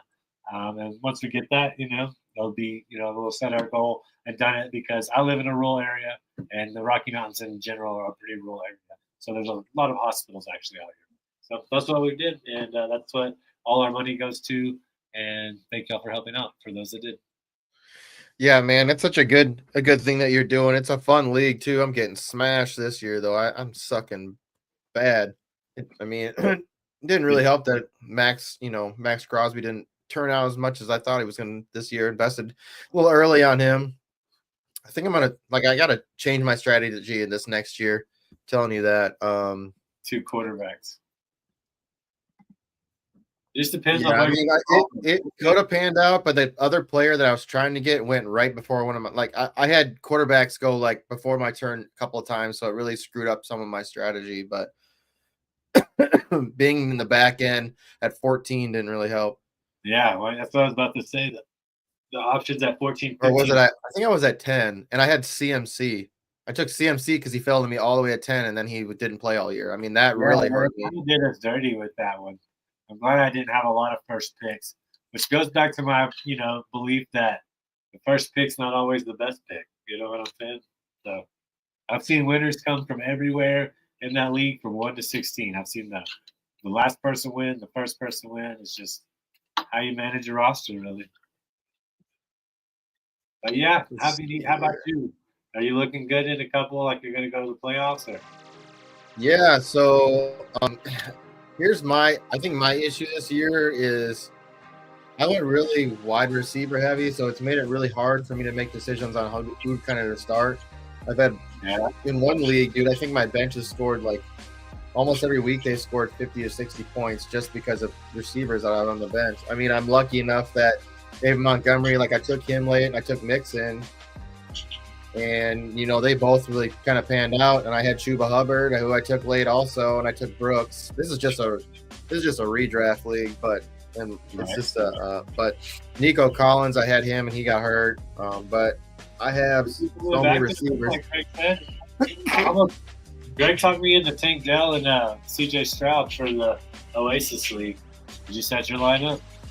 I don't set my lineup on Thursdays. I let this one go. But I would have, if you would have done it, I wouldn't have took him. I would have took the other kicker because you can play Sly again, or you can play him again. I mean, he's gonna hit, but Washington, they have their backup kicker in. Yeah, I saw that. So I mean, you get it's just an extra play for a week, you know. And he just missed this field goal, so you're gonna lose points. Which is important in this league that JC and I are talking about, because I'm losing. He missed it. I'm that far. Yeah, behind. he missed the field goal, so you're gonna go negative in points right there. 44 yards. That would have been a great way to start the one and done guy. So I think, yeah, I like before the game, like just a little bit ago, I just checked because Siebert's out, and he's been the number one kicker all year. Yeah, exactly. So I went and took their backup because last week he came in and put up 11 points. So damn it. Sorry, I should have gave you that heads up. It's all good. I got him. I got Noah Brown in, and I got Dante Fowler and Kobe Dean. So I got 4 players in that, actually.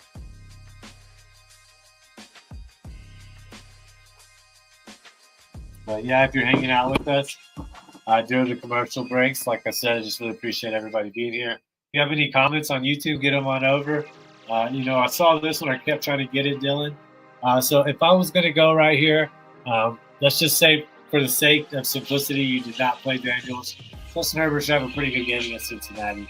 I'm going to take Walker for sure. Jacobs off a bye week against Chicago. That's a tough front 7 to run into, man. But that doesn't mean it can't be done. I don't know. Stacking Herbert Dobbins against Cincinnati. I guess I kind of like all of them, man. But 2 running backs, I'll take Walker and Jacobs with Justin Herbert. And then for the flex, I just said I would play Tank Dell. You don't choose above. Okay.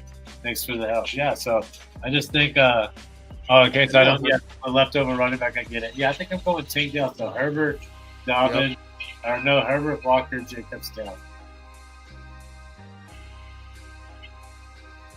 I really hope the Seahawks do something this week. All right, here's Mel, man. Just getting down.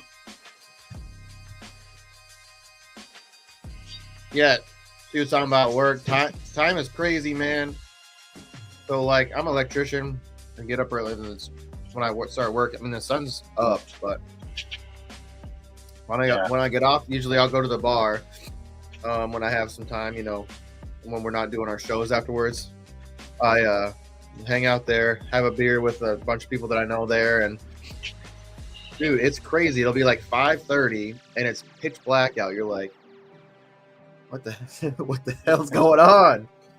Yeah, dude, we hang an hour after and let the kids play at the playground in the sunset in our part of town because there's a big hill right there, so the sun sets on it. And it's, nothing you can do about it. Yeah, it just gets too dark too early. Thanks, Mel. I don't think you're out of it. I'm going through the BS breaker right now. So we'll see how it's going. I'll do that on the commercial since I'm not. I ordered some envelopes, so when you live pretty far from a city, sometimes they get delayed a little longer than normal. But I'll just find out some more of those envelopes, I think, come through. But yeah, Philadelphia, I've never been. Have you been to Philadelphia? I have never been to Philly. I've never been either. I like to do the Rocky Stairs. Look at that, Eckler. Yeah, man, we talked about that on the Sub Home Slice. Eckler, 3 catches. Let's go. First play. Bears sadly can't stop any running backs. Jacobs should crush. Yeah, I hope so. Let's see. Oh, being an electrician, man, it's not too bad. It is a lot of up and down ladders and shit. And dude, I was doing construction. My hands hurt more than my back. Crap. My hands hurt more than anything. Do you use a pair of green handles or red handles? You talking about for my linemen's? Yeah. I have Nipex, which are red handles. They're from Germany. So they're left-handed, right? I don't know if they're left-handed. I don't think so. Okay. They're straight down, so they're just normal. Okay. Yeah, I like I like them. I don't have any issues with it. I mean, I can use it like a hammer. I think I've had my nitpicks. I think I've had my nitpicks for, I don't know, 3 or 4 years now. I've blown a couple up. I've blown a couple pairs up. Believe it. It's very weird, yeah. When you don't realize, when you forget to check if it's hot and you cut across it and boom. I remember seeing my boss, like, we had to do a little bit of that for AC, because the outside units all electric, hook up and stuff. And I remember watching him get blown back by 440, and I was just like, whoa, that scared the shit out of me. I was like, because normally, like, he would touch it, like, with the back of his hand, so it would just, like, come back. But, like, you're going to do the nut driver, you don't touch anything when you're using the nut driver. And then as soon as he went to go touch it, boom! Like, turned him all white, it got all smoky. I was like, that is intense. I watched that when I was, like, 15. Yeah, you got to be careful, dude. You can get really effed up, man. I've been shocked a lot, but I'm usually pretty careful now. I've been doing this for about 8 years, so I work on a lot of live stuff.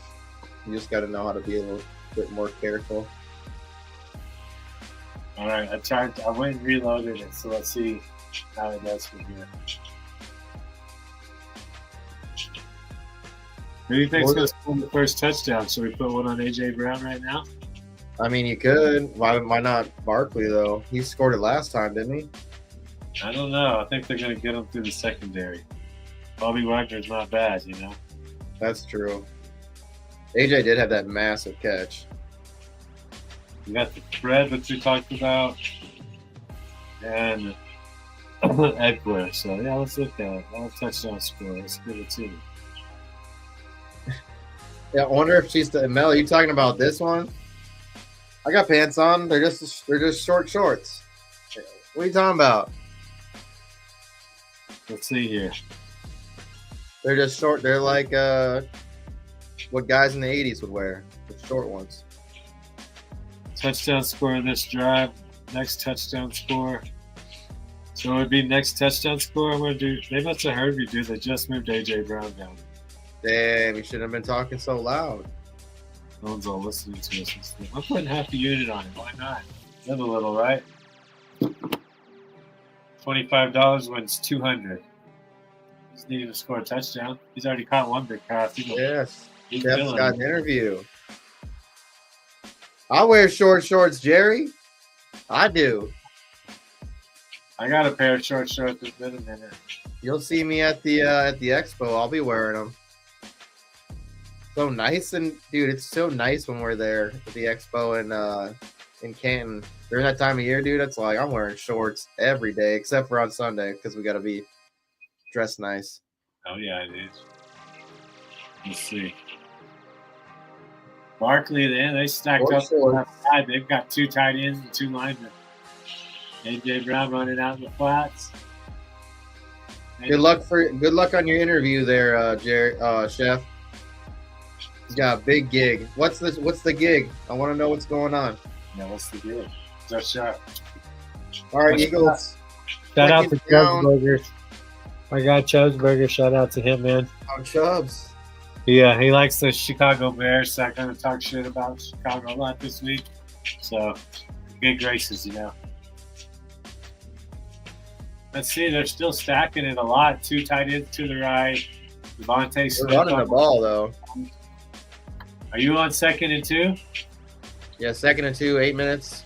That's where I'm at. Bam. Here goes Barkley. Close. 3rd and 1 from it looks like for me. Is Barkley like the last of the dying breed of like the Le'Veon Bell style running backs, where they just kind of dance in the backfield? I'm trying to think who else might do that. How does Travis Etienne run? He runs pretty hard, huh? I think he runs hard. Yeah. I don't think he got that. I think he got it. Again, thanks everybody for joining us. Let me change my lighting up a little bit so it's not so blinding behind me. No, yeah, it's cold here, but I'm inside. I got heat, I'm not that poor.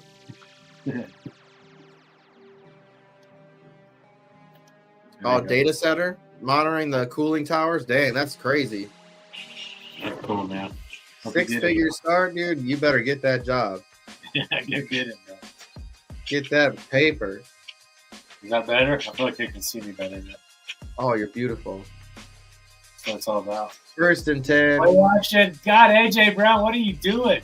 It's Goater gets a little action here. Jeremy Chin, dude, he's been 2 tackles on this drive, bro. He's been the last couple of games. He's been. I think the watch like players on Washington. You know, a couple years ago when like they had all these players on that team and that defense was just stacked. I think they're kind of getting back to that point again. I just think Dan Quinn's a good coach. Oh my God, look at that! It's Bobby Wagner, Frankie Louvu, just sitting there in the middle. Like that's terrifying. There. At least looking his way, he was covered up pretty bad. Oh, I thought he got the catch.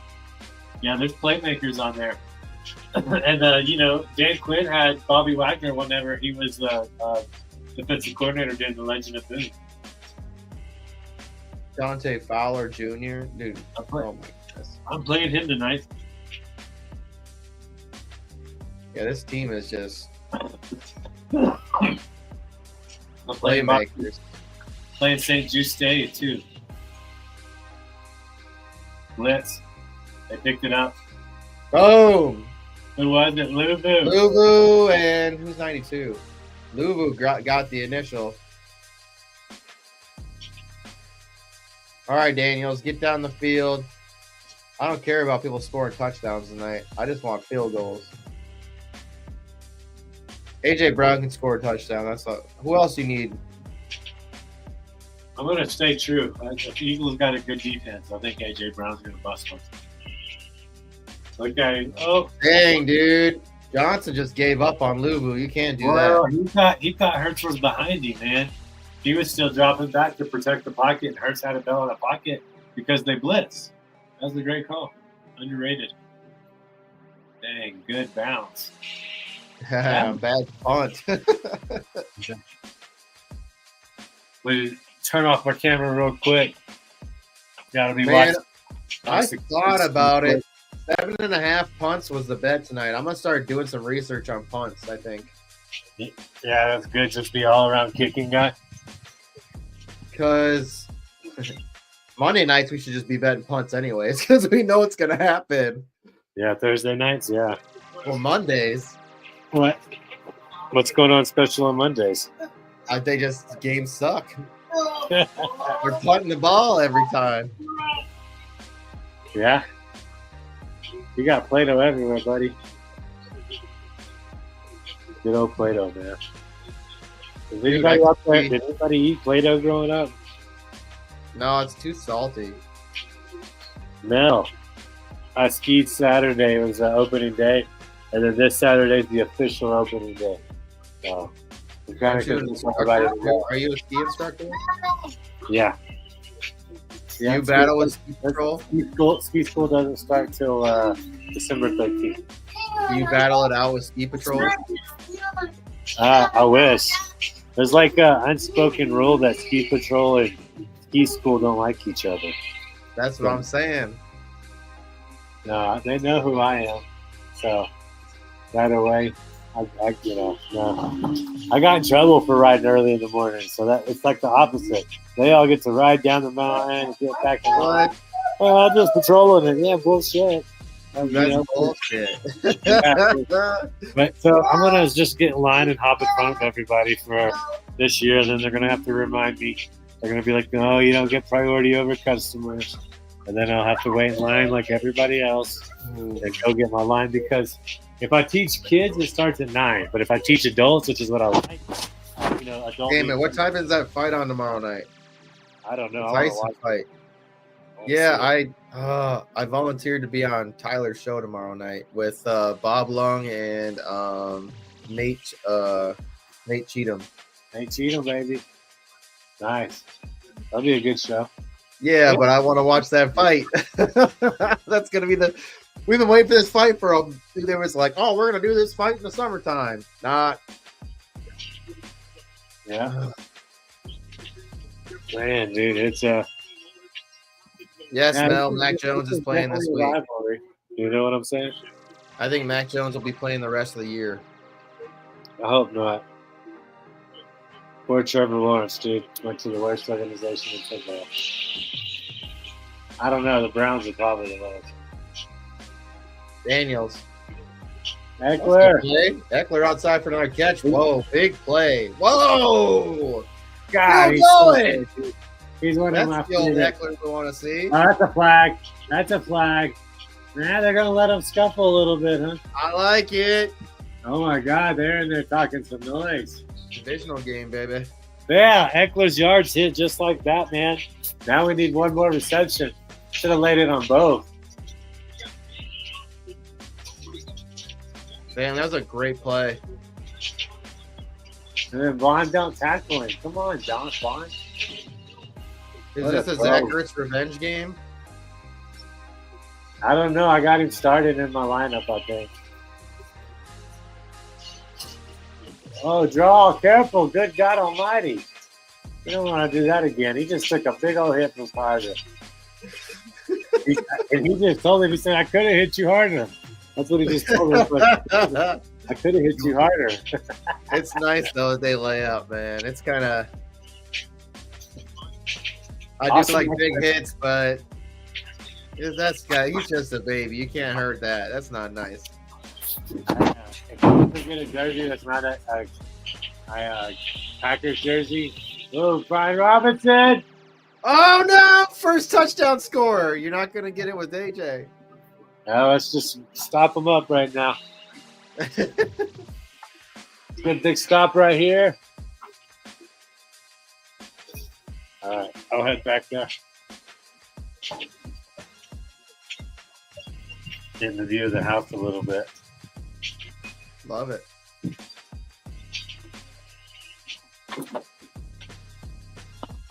Robinson You got Oh, Pat. wow. No, he did. That's terrible. Wow. Should have put it on Brian Robinson, I guess. What was I thinking? Yeah.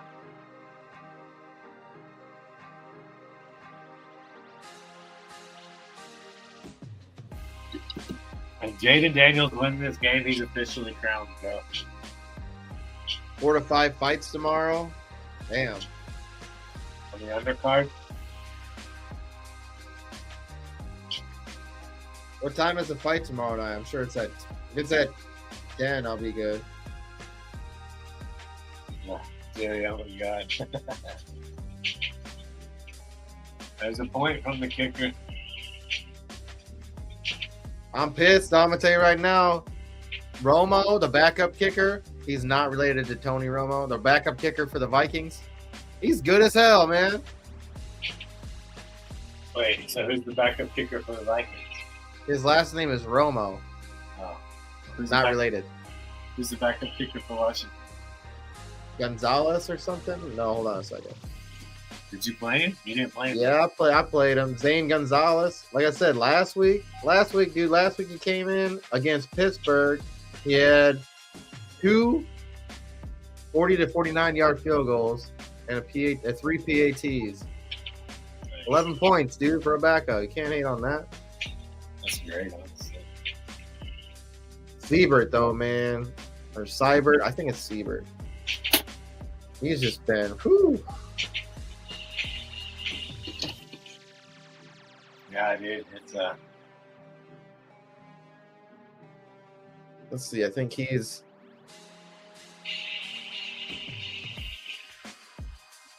a number 3 kicker, and he hasn't even played every single game.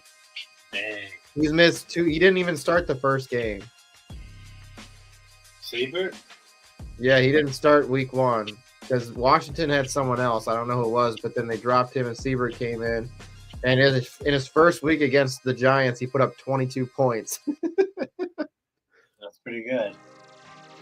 And he's been pretty consistent. I mean, then it was next week against the Bengals, 9, then 11, then 10, then 14, then 17, then 12, then 9, and then he missed. You know, so it's like that's what you want from a kicker, dude. Consistent. That's terrible, Chef. Got to check those lineups twice Thursday. Oh no! Check them on the throne when you go in the morning, and then check them again. Yeah, for sure. Jerry, Draft Night Out team. I'm doing well in Draft Night Out. I'm in the IDP league too. I'm representing well there, Iggy. There we go, baby.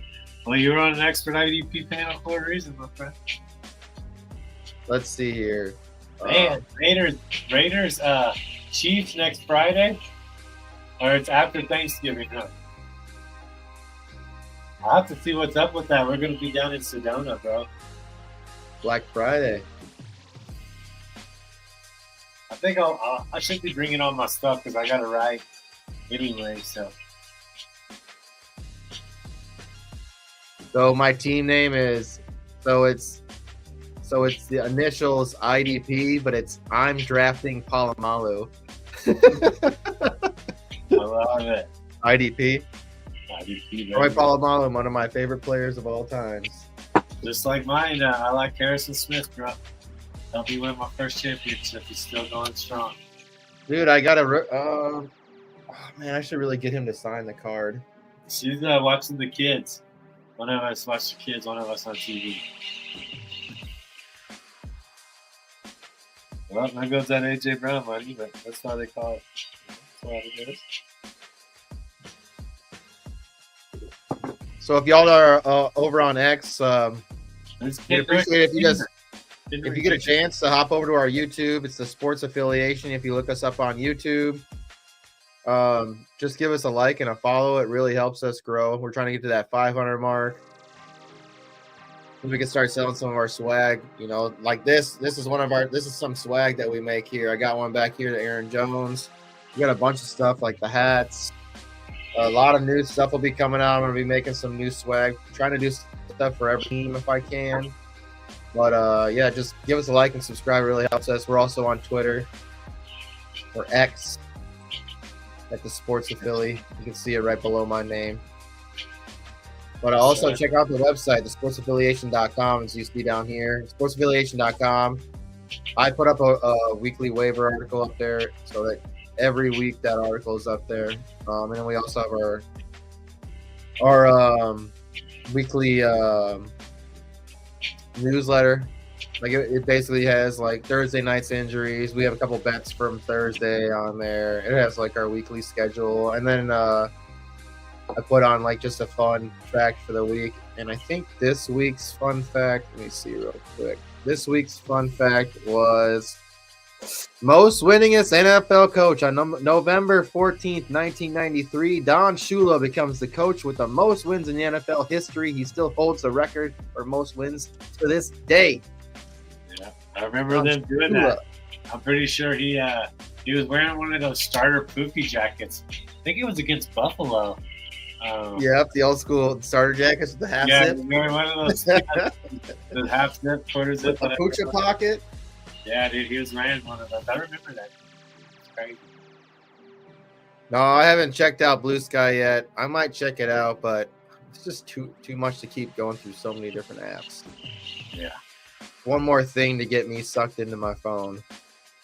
Fourth down, man. Again, this defense is putting it on the Eagles. What do you think?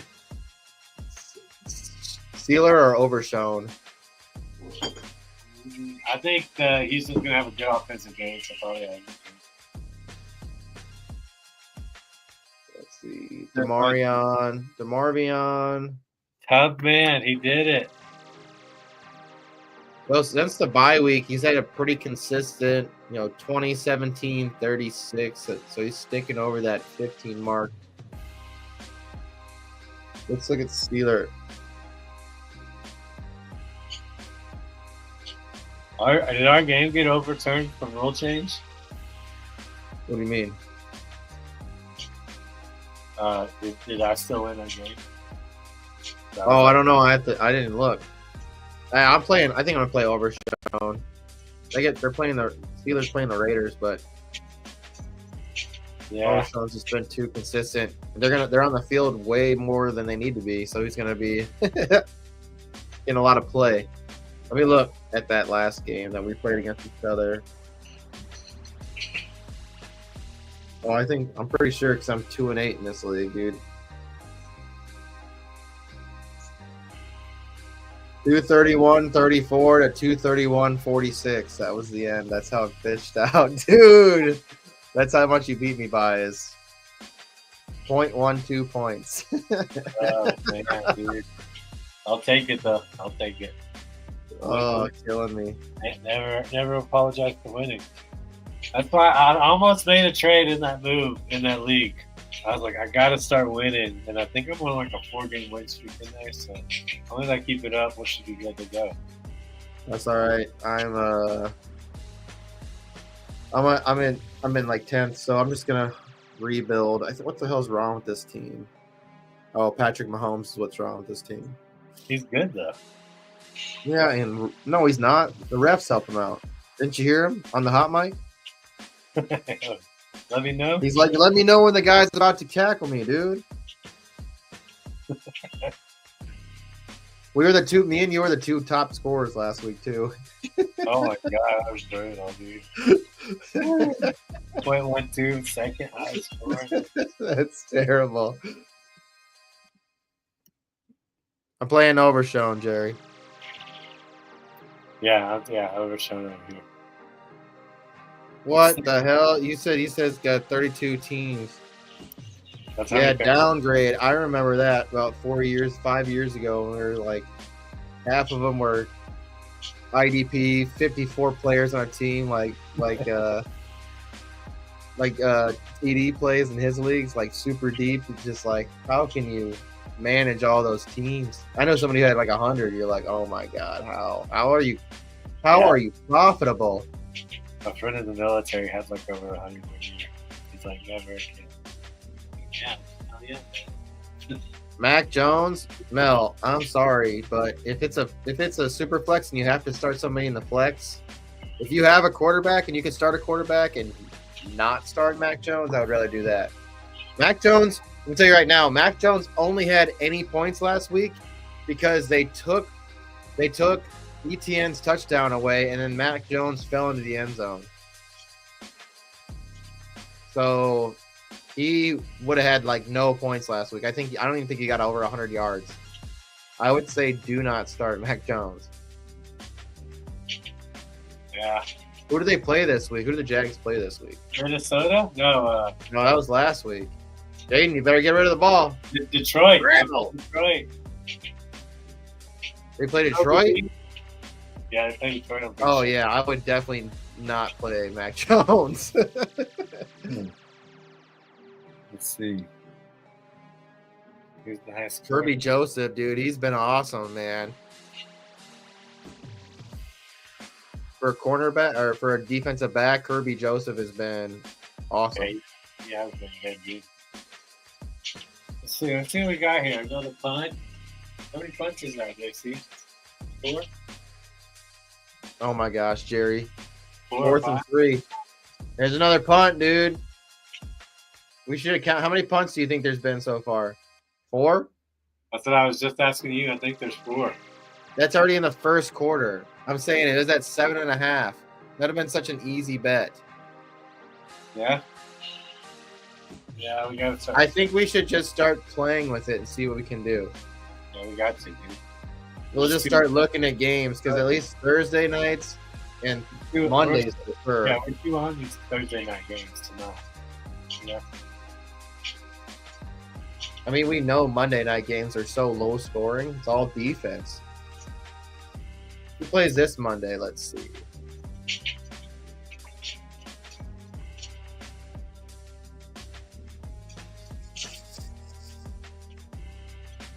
Who plays this Monday? I should just be able to pull it up right here. It's on the sheet. Yeah, I'll do the commentating. Texans, Cowboys, dude. You know how many punts the Cowboys could have this week?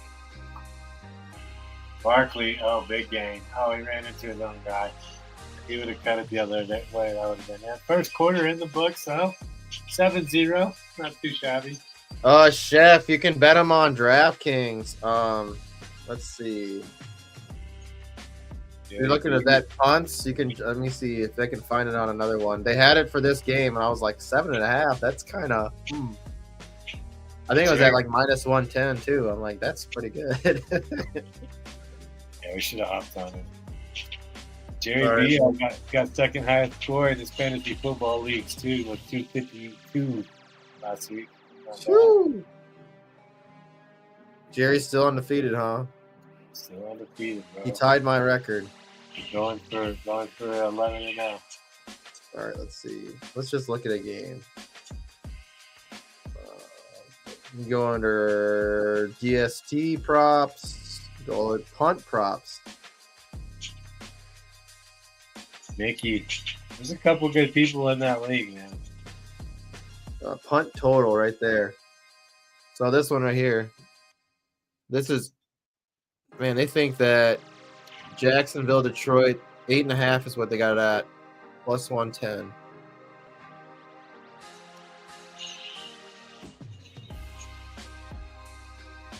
Man, some of these divisions are tight, 5-5. So let's see. I want to see what Monday's game is. All right, so Houston, Dallas. Battle of Texas. Battle of the belt buckle. That's what you should call it. It is something like that. Battle of the boot or something like that. Battle for the belt buckle. I love it. All right, punt. So 9.5 they have in that game. Holy shit. Yeah. That seems a bit more realistic to me, man. Let me see. So we should be able to. I should be able to go here and look at punt totals. Let's go NFL. Reload this page. I want to see how many punts they already have in this game.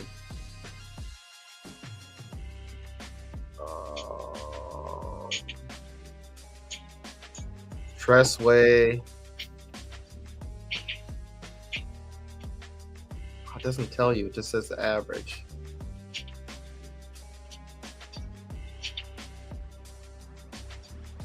I wonder if I can go this overview. Show me where the punts are. Show me where the punts are. Greg, man, he's been on it. Punts. They're already at 4 punts for this game. Into the second. So if they get 2 in this one and 2 in another one. So if they get 2 in each. So if they get 2 in each quarter, they would hit the over. Not bad. Yeah, we might have to dig into this one, dude. We might have to try to dig into this punting niche. I agree, dude. Greg's on a 3-game winning streak. The problem is everybody's division keeps winning. Yeah, he beat me by. He's another one who beat me by like 0.1 points. Yeah, in the game. So I got knocked out of the playoffs. Master Leo, bro. Nobody wants any of him. Dang, dude, that was a hell of a play. Here comes Keith Ruth, bro. Yeah, Mahomes and Bo Nix. I'm gonna tell you right now, Bo Nix. Like I went out and just made a trade for Bo Nix in a league that I didn't have any quarterbacks, and I'm loving this schedule the next 3 weeks. I wrote about him in our waiver wire article. Here, let's see if I can pull that one up. Bo Nix has been pretty damn good. I'll tell you that. Last week he didn't play well, but they got absolutely decimated.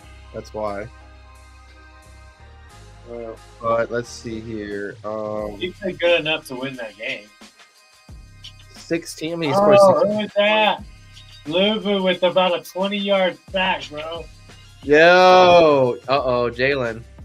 Woo. He didn't like that. He's seeing stars.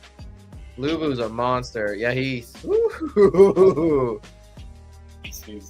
Whoever had Luvu in this week, look out. That's a huge night. Look at that, coming from the linebacker position. Oh, my God. Ooh, how he got pulled down. He probably got, I think he might have hit his head weird. 2 sacks, 1 quarterback hit. Wow. That's a good play. Kenneth Gainwell. Get a couple yards back there, about 10. I love Kenneth Gainwell.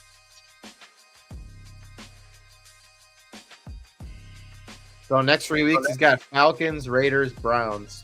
Oh, Who? Lubu? Bo Nix. Anybody who plays against the Falcons scores a lot of points. Yeah, I went and got Will Lutz in one league. That's right.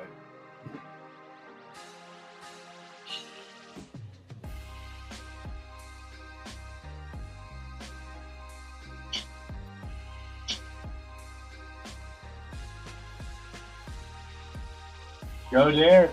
He's had a damn good season. What's up? Dynasty Santa. He's on it lately. What's up, SoCal? Yo, bro. I'll take the money line live. Here's another field. Here's a field goal for your guy. Come on. See if he can get some points back. See if he can get some points back. Packers, Jets, and Eagles don't have a 50-yard field goal. Holy mackerel. There's a 40-yarder, so he'd get some points back. Oh, no, it's going right left. He missed another one. That one was 51 yards. SoCal ball nerd, man. 8 wins. Leading the way in his division. Bro, we're gonna miss the kick drop just because he keeps missing field goals. That's what I hate whenever you have the right thinking, but the execution's not there. It's happened The hard part. every single the last couple of weeks is just because of that. It's been missed field goals. You're like, from players who are pretty good at kicking field goals. Reichert had missed all year, and he missed one from like less than extra point yard range. He hit the friggin' post. You're like, what the? Didn't the post happen? Come on. Dude, And Mel won her fantasy football 7th league, our game. Yeah, Mel, you're only one game out. Let's see, did you beat Wendy? No. So you're 1.5 games out from a playoff spot. All right, just keep on winning, Mel, and you'll get there. Got to do your part. Damn, yeah, nobody in your division and nobody even living color is over 500. So you still got a shot. Let's go back and look at yours real quick, JC. That show looks sweet. Landman, that looks awesome. I haven't seen it. I'm just a chicken wing promotion. I think it takes place in Texas. It's Billy Bob Thornton. It's about a guy who has he's a oil connoisseur in Texas. Huh. I'll have to check it out. Yeah, dude, your division sucks. You're in the Queen division. Right now, you're currently tied for key lines. Let me see if you beat him. Did you beat him earlier this year? I don't know. Yeah. I just know my team's been. Ugh. Yes, you did. You beat him this year. So you're just technically in the playoffs right now, bro. We're in the playoffs as we speak. So just keep winning. In the money. Let's hope my team can stick together. Come on, Drake, Mac. Let's listen. Let's keep. Let's listen to these losing streaks in your division. Key Lines has 4 losses in a row. You and Hawaii 3G have 3 losses in a row, and Uncle Mercy, who leads the division at 5-5, has 2 losses. So y'all are just getting smacked around. Y'all got swept by 2 divisions in 2 weeks. It's terrible. Yeah, my CMC not playing all year and him taking him in the first round really hurt. I was like, how can you pass him up at 10? Well, yeah. I'll tell you how. He's not going to play all year. He might come on for you just in time. I'm using him in the Oasis League. Give it to Eckler. Eckler.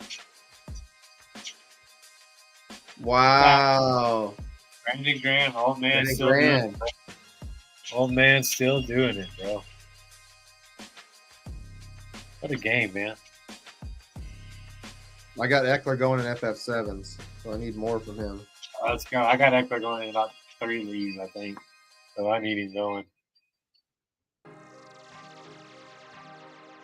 Chris Budge, dude. Golly, he's got a run going, man. He won the game of the week. He got 290G, man. I think he did it all.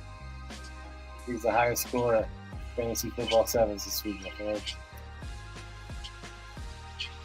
290. It's hard to crack that 300. Probably celebrate it. Montez Sweat. Devontae Sweat or Montez? Josh Sweat, right? Josh Sweat. Sweat. Yeah, Josh Sweat. I Sweaty. got him. Damn, dude. I said something about him a couple weeks ago. I was like, man, he is coming on. This whole Eagles, I mean, you're in a big Fangio defense. You're going to have Von Millers. You ready for another punt? 3rd and 22, probably, bro.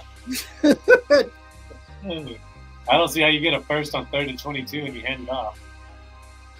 Dude, we could have. I thought about it. I looked at it too. I was like 7.5.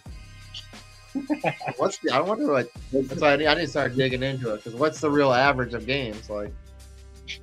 Yeah, but you know 7's not that many. That's 4.5. 7.5? Yeah, it's nothing. Gotta listen to your heart, bro. If it tells you to put that money down, you put it down. Yeah, Saquon, you're right, Mel. Saquon definitely needs to be doing something. He's not doing anything. Hey, appreciate everyone hanging out with us tonight. We're up to 172 viewers right now. Appreciate y'all. If you could, we'd really, really love if y'all could hop over, check out our YouTube, the Sports Affiliation on our YouTube. Just give us a like and subscribe. Really doesn't cost you anything at all, $0. This helps us grow. We're having a lot of fun, a lot of interviews like y'all had were on earlier. Tipp and Greg, they have a great show on Thursdays. The betting show is with Iggy and Evan is before that, earlier during the day, which is great. Carla, last night, she had an awesome show. Marcus Grant was on the show. Epic show. He's a great, great human. We do the watch parties on Monday and Thursdays.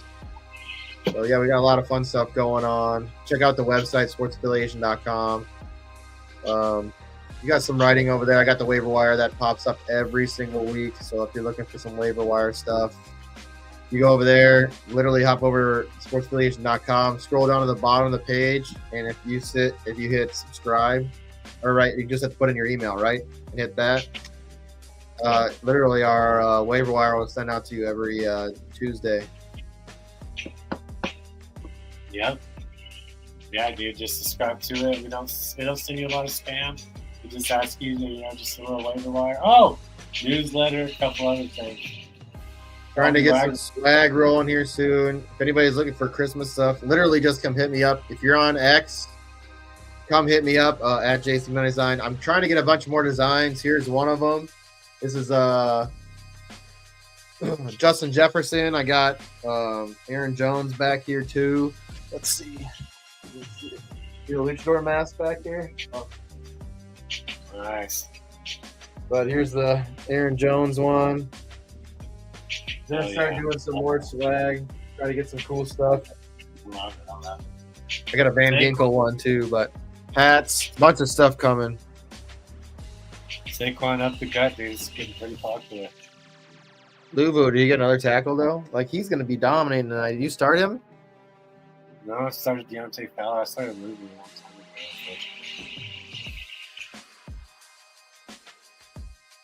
Yeah, Saquon's going to get rolling, man. I want to see some backwards jumps.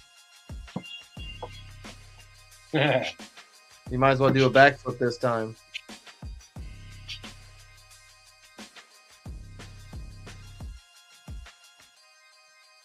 Third and 4, 8 minutes and 26 seconds left in this first half. Terrible throw. AJ Brown, what are you doing? Turn around. Come back to it. Hey, guess what? Another punt. This will be 6. Already 6. Yeah, and it's not even halfway through the second.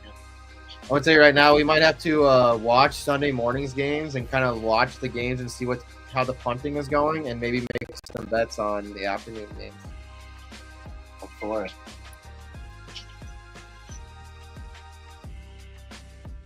Yeah, well, it's crazy. 6 punts already. Yeah, we're not even 8 minutes in. Ridiculous. Ooh. All right. Let's see. What are we at over here? Let's start 70%. So Kelly's the Eagles offense right now. Bomb it. Philadelphia. That's that church is huge. It's right there. It's nice.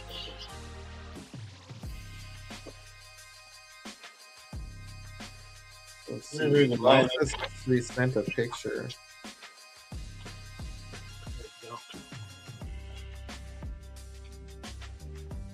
What I'm talking about, baby. Yeah, dude, seriously, thank y'all all for watching, man. Let us know how you feel about the show. I do got my eggs kind of pulled up. I can check out JC's.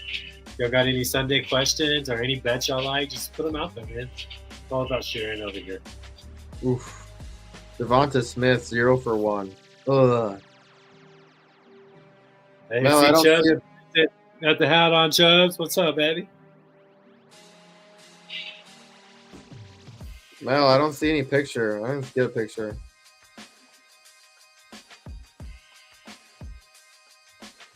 Let's see.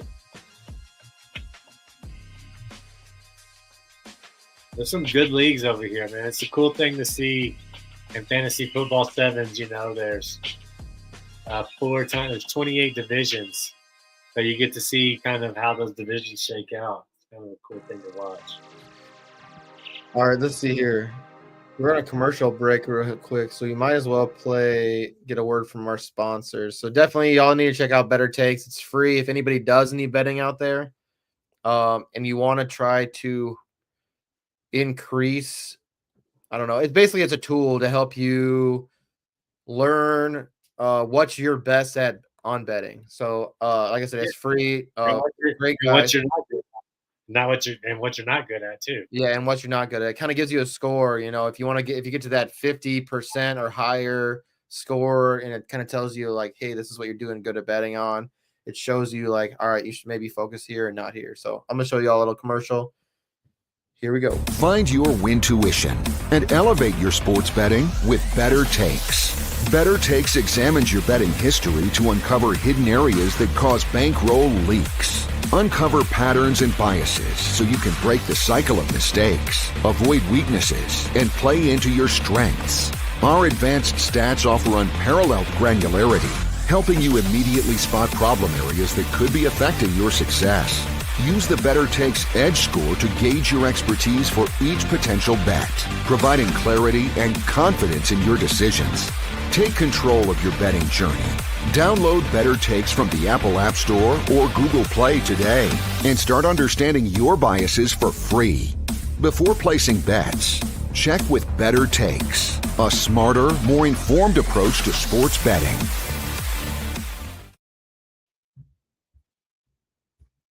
You heard it right there from Better Takes, man. Just helps you. Just the way I look at it, it's just like something that you have for data.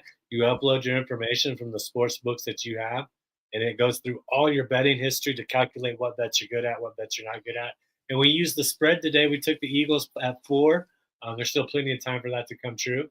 Their offense is, going to have to get better on the other side of the field. They need to close out drives and get touchdowns. But other than that, it's still been pretty spot on. We were at about 49.86, I believe, 49 point something. So we're taking a look at it. No.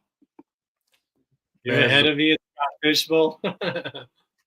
Hey, are we in the playoffs or not? I'm 10-10. I don't have the highest score. I think you had to be. I think you have to have at least 13 wins. I thought.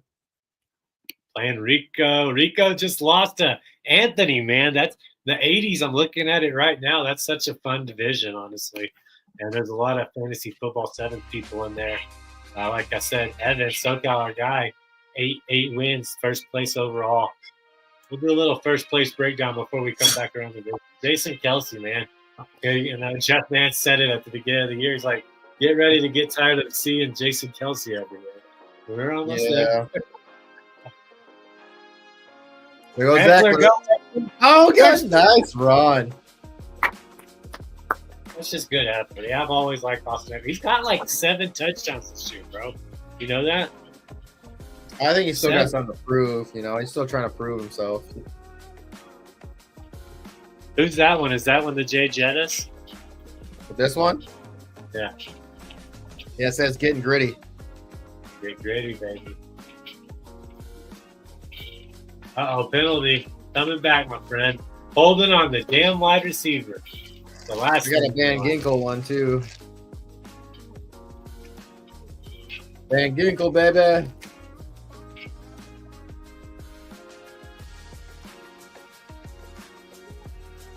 I ain't a star quarterback yet. I have got a long way to go.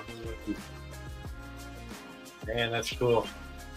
I tell you what, he wins this game. He's moved up. Mel. You come in and win your first rookie game at Philadelphia for Washington, they're gonna love you, man. Washington's a little nicer to its quarterbacks than Philadelphia. We just need one more catch for Eckler to hit a plus size. Dump it off to him. Yes. Yeah, called it. That's money right there for the sub plus money. Hell yeah. Is there any bets for Eckler second half? Hell yeah. I mean, we didn't have any. I mean, that was for the game. We just cashed it a quarter and a half, though. What do you got for live bets on Eckler? Man, that was He's getting a lot of work. He's getting a lot of work. Man, he's so damn good. Yeah, we talked about it, and then I felt good about it, and then Evan said something, and it like clicked in my head. I was like, we're laying it right now. There's Zach. Zach, where you at? Man, you know what? We should look at his live touchdown. You're right. Plus 125, Eckler. Let's go.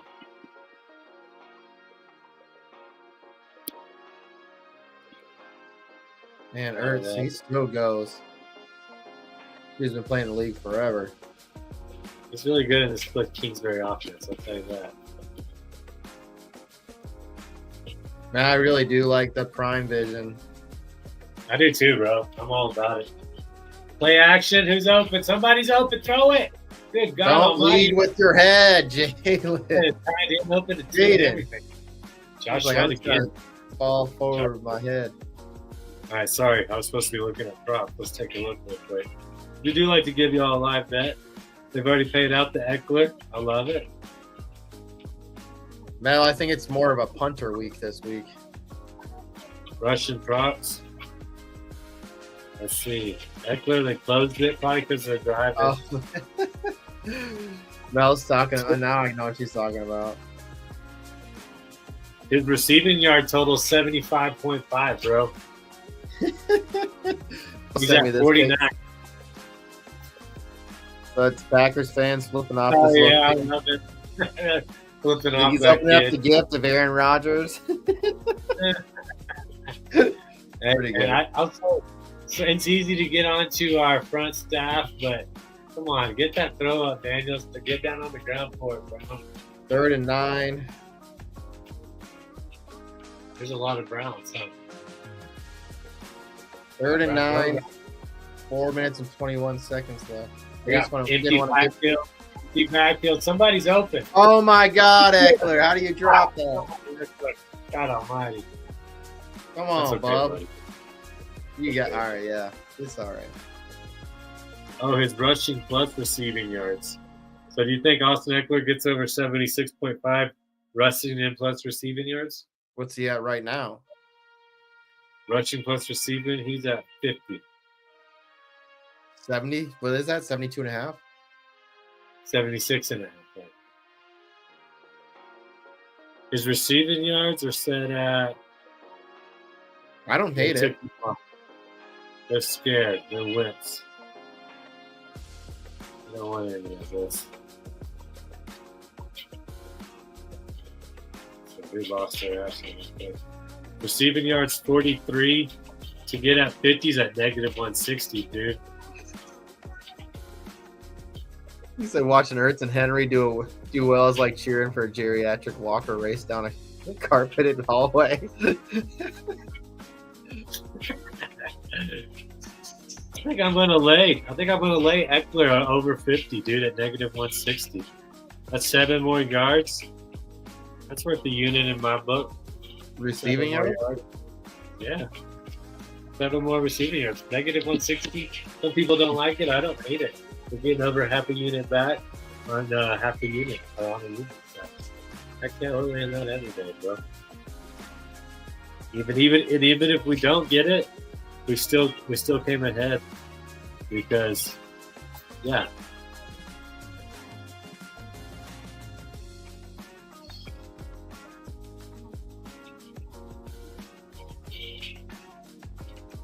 Commercial break. The Watts. Dude, this is so funny. The Watts inside of the he's inside of Dick's Sporting Good house. And his mom comes to pick him up. Supposed to be like that's a good comment. Home Alone. I did that again, yeah. Going back to the 80s here, let's see what the game of the week's on this. Everybody got in the game of the week. First off, 1, 2, 3, 4, 1, 2, 3, 4, 1, 2. Jeff, I think all of our brains are broken, and we're all unique in our own ways. Absolutely, bro. Oh dang, Mel gets Rico this week. Rico.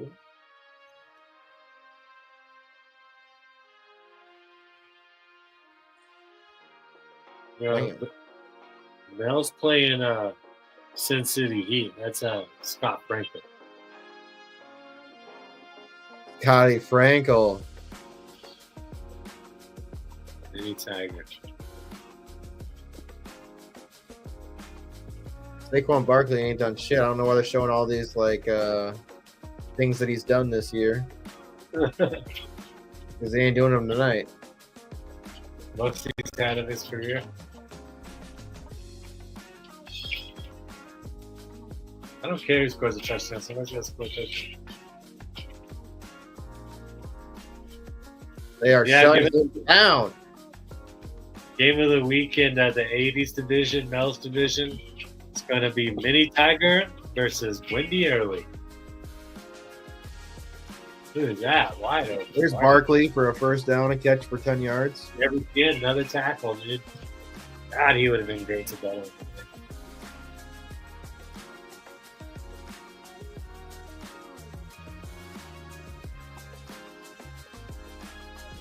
Taking a look at JC's league, the 70s. Everybody had a game of the week.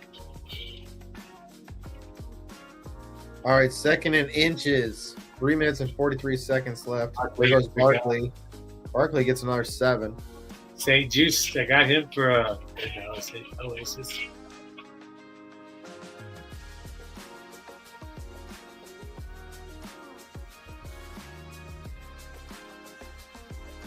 They're a fan deep. He's had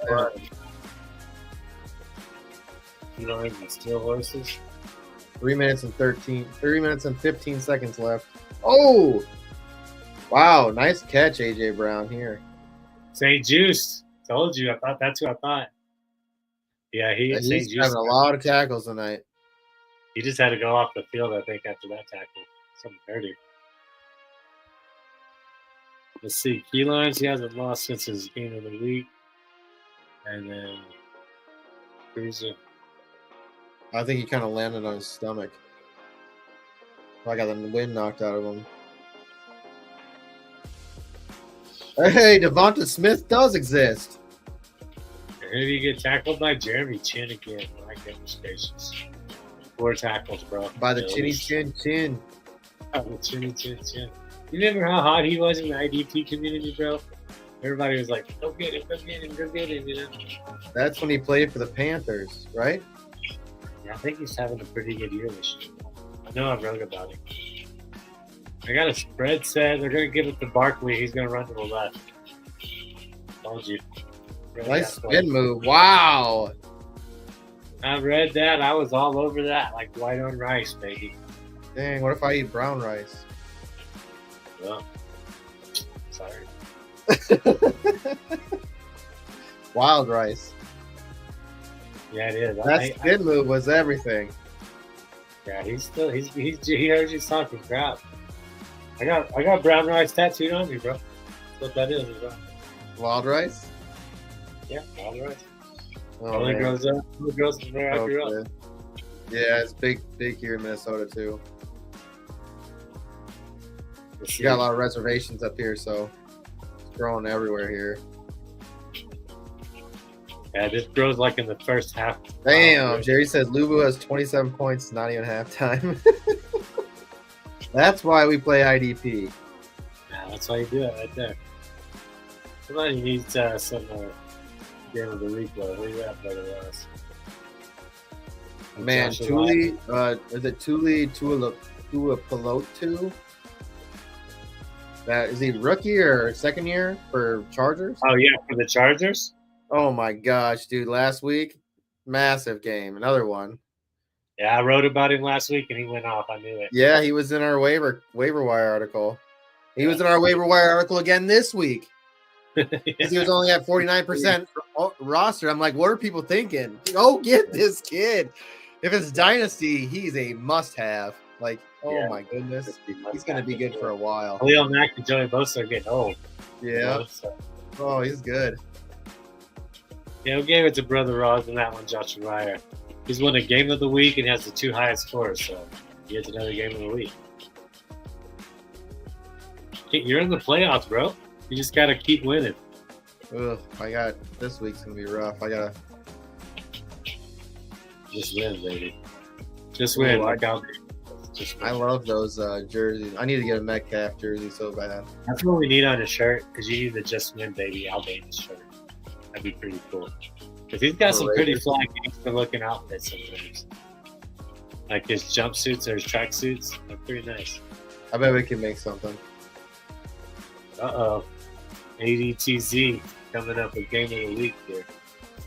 They're not be playing Red Zone.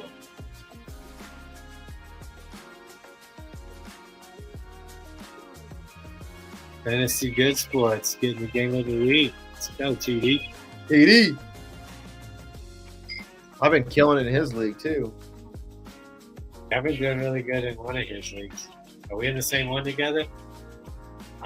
So I'm in the one league I'm in. I'm undefeated in 10-0. Let's see. Let's just throw a bomb to somebody. God's sakes. Devonta Smith. That was a terrible play. Devontae Fowler looks like he got half a tackle. Yeah, TD getting the second game of the week in 3 weeks. So what's up, baby?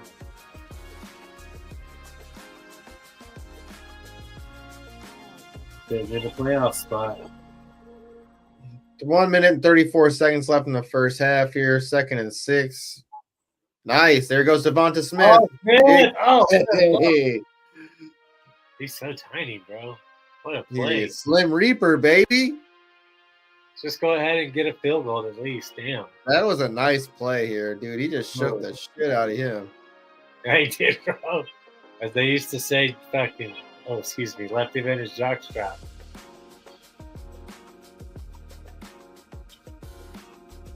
The heck was that? Oh.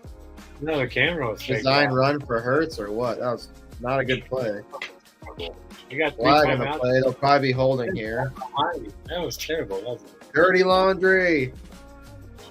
Yeah, you're supposed to be doing push-ups, aren't you? That's your goal. No. I can do some curls. I can do some curls for you though. Yeah, I saw those. Jealous. Let's see here. Especial, dude. They're getting it on. They're getting it at the bar on tap for me. Oh, these are so nice. I'll be right back with that later for sure. It's on the defense. Illegal contact. We got a rookie on AJ Brown, and y'all didn't throw the damn ball. San Recital. Where's the penalty? I don't know what's going on with that. Oh, because he touched him after 5 yards? That is like the weakest penalty I've ever seen. Yeah, that one. They just want the Eagles to score, dude. They just want the Eagles to score here. Yeah. They can't kick field goals. I mean, it wasn't even a pass. It was a run. So how is that illegal contact? I don't know why they keep running the ball, though. Like, with the time, you know? Armstrong.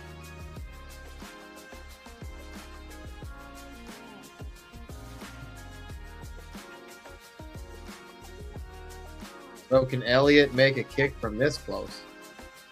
Better be able to. Man, we could have been already at, 2 field goals made. Nope. Yeah, we should have 3 already.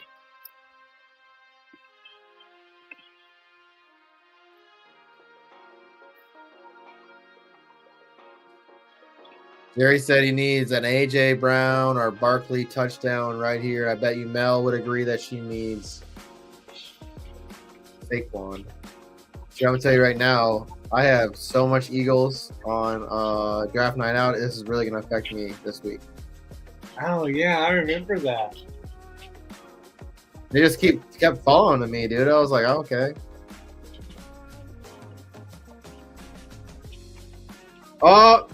Oh, Devonta Smith almost here at the touchdown. Double coverage, though. That rookie. They're trying it. 3rd and 8.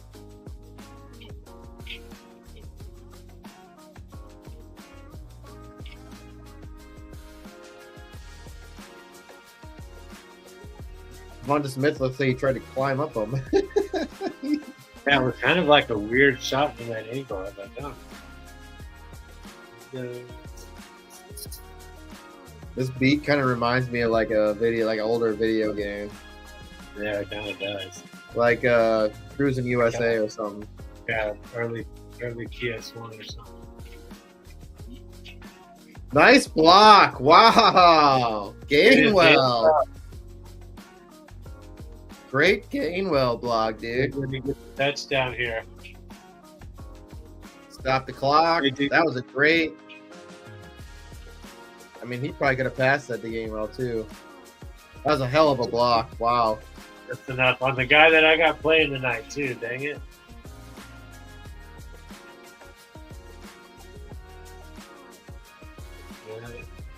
All right, throw a touchdown to Saquon. He is on the outside. Empty backfield. Yeah, Saquon split right, coming back into the backfield. I got 4 receivers on the right. Oh. Jalen Hurts, it's called timeout. Blue Boo, another tackle. Dude, man, he's got to have so many tonight. Even Jeremy Chin right now, I think, made that tackle.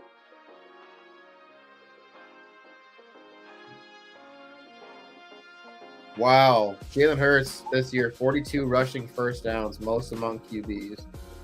Dang. Him and Scott Fishbowl this year would be insane.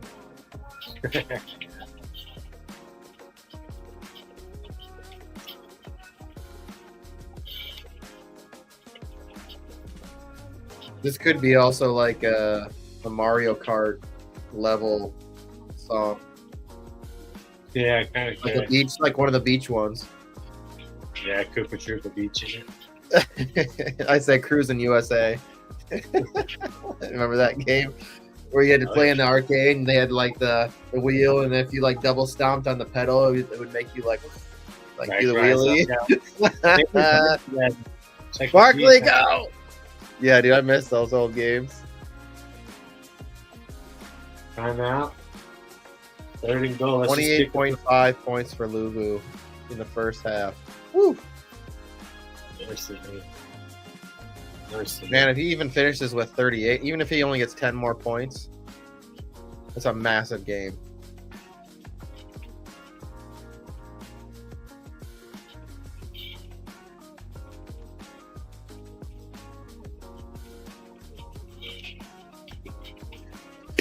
All right, we're going to get a touchdown here or what? Who's going to get it? Let's see, baby.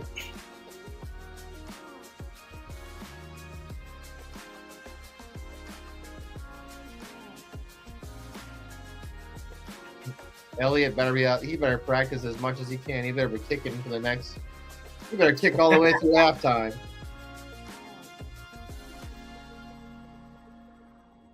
Got the yips tonight. Is it windy there or what? I don't think so. Those are just 2 long kicks. Kickers are allowed to have bad nights just like everybody else. Yeah, that's true. Let's see. Nobody's open. Is that a fumble? No. Call it a fumble because it's a touchdown then. Uh-oh. His Hurts all right. Yeah, he's laying there like he's hurt. I wish they would have called that a fumble because that would have been a touchdown for Barkley. Fumble recovery, too. Yeah. Fumble recovery, too. So And that Eagles looks cool, doesn't it?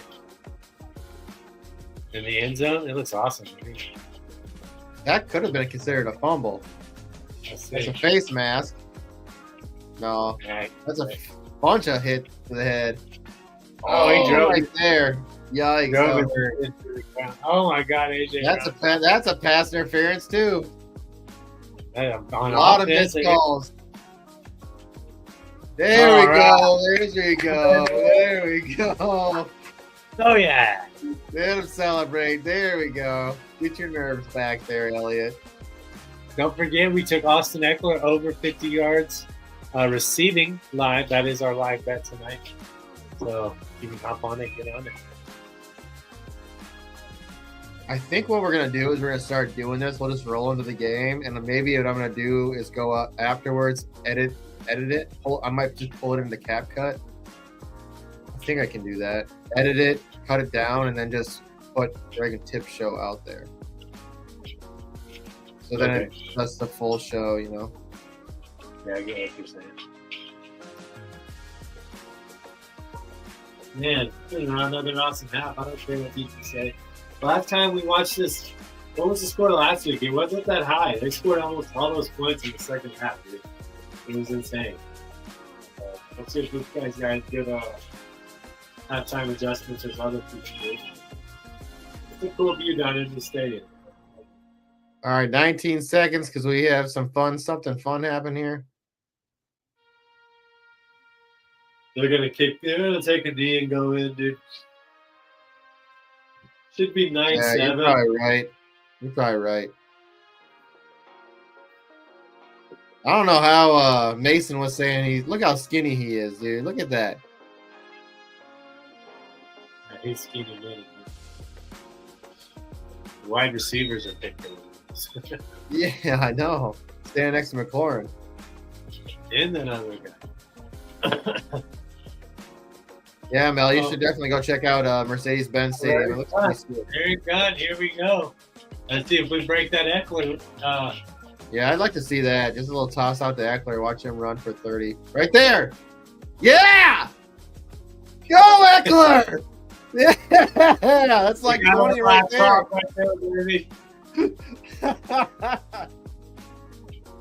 That was amazing. I should have put it on 60. I think he got 60 right there. God dang. All right, no need to be greedy. Eckler's won us 2 units tonight. We're happy with that, man. Before halftime, are you kidding me? Dude, that was pass interference in that game, or holding in that game too. That never should have counted. Hell yeah! Screw those Bears. Screw those Bears. There's a holding at the. If you go back and watch the replay, it's a massive hold by the lineman on Washington. Oh, terrible throw! Oh, Luke McCaffrey. Gosh dang it! I gave up on you a long time ago. Yeah. Although I think he's on the taxi squad in our league. There's Gonzalez getting ready. I'm really proud of myself in that league. First real dynasty league. Took over an orphan. And got a pretty good squad. Got a lot of players on. You know, that's going to be the hard thing is figuring out what players I'm going to attack. I think in that league, I just was getting a lot of losses by high-end scoring teams, and I would score high but lose. This bad match. It's weird. Is on the computer on Sleeper, it tells you who has the most points forward. It tells it puts a smiley face, and it puts a poo-poo by the most against, and they don't do it on the phone. And it's so dumb. But it looks like, you got the most points scored against you in this league. You got 2. Hey, that's me in the Kings Classic. I got more points scored against me in the Kings Classic than anybody by 100 points, dude. Yeah. But you got 2, 3, 4, 8. The next closest person is 2, 2, 2, 5. So you're a full 100 points more scored. Matchups, dude. I'm telling you, sometimes it sucks. Big play! Oh, good catch! Timeout! They could kick a field goal from here. Dimitri Brown. Yeah, you can. That's a 57-yarder. 58-yarder. Depends on the spot it. If they got one more timeout, you might as well run. They're not. Nope. Bad. No. Fuck. That's not a catch. Come on, Diami.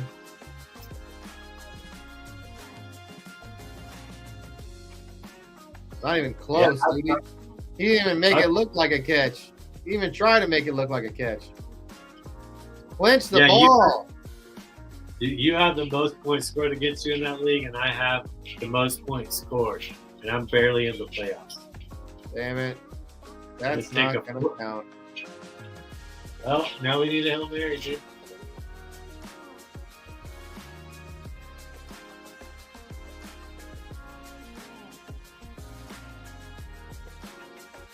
Just let him have it so he can kick a field goal, you son of a gun. That's not fair. Be a better ref.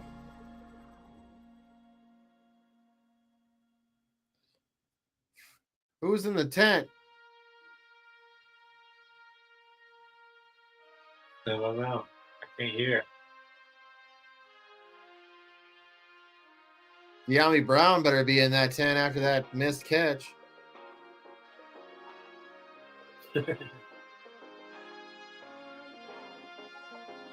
They hand it to Brian Robinson. That's how they end the half. Yes, they get out of here. No, Jerry. Teams don't like to make us have fun. They don't like that. They like to be predictable. Well, we appreciate everyone hanging out with us tonight. Like I said before, go check out the YouTube, Sports Affiliation on YouTube, right here above me. Check out the website, sportsaffiliation.com, right below me down here. Check out our Twitter right here at the Sports Philly. And then we both have our Twitters up here too as well, or X or whatever you want to call it. But yeah, great game. If you're playing defense players, if you're on IDP, great game for that. Not so much for kickers. If you took a punting bet, you'd be loving that tonight too. Doing well on your Eckler. Eckler's been playing well. Doing bets, baby. Let's go. Like to hear that. But yeah, we're gonna be getting out of here.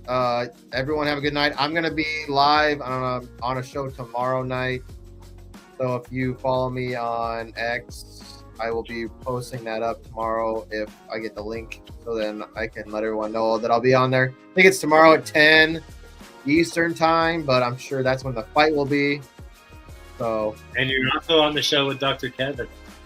Yeah, check that out too. Dr. Kevin, I did an interview with him and we talked a little bit about who I am, sports affiliation, stuff like that. It was a really good interview and a lot of fun. But yeah, appreciate you, Iggy. Appreciate everyone hanging out. Yeah, bro. We're gonna get out of here. Love you all. Always fun hanging out with everyone. Like I said, if anybody would like I said, please go like and subscribe on the YouTube. You can hop over, chat, get in the chat with everybody. A good time. 500 subscribers right there, man. We need like 30 more for 500. Come help us out if you haven't got a subscription. We get some of the swag up on the YouTube. People just buy it right off the YouTube. But all right, y'all, we're out of here. Enjoy the rest of the game. Let's get some more wins, man. Let's get some more. Let's hope for go Pack, go right, man. Go Pack, go, baby. Woo! Whipping those Bears. All right, we're out of here. Peace out, everyone. Oh, I'm going to stop the music because otherwise. Peace out.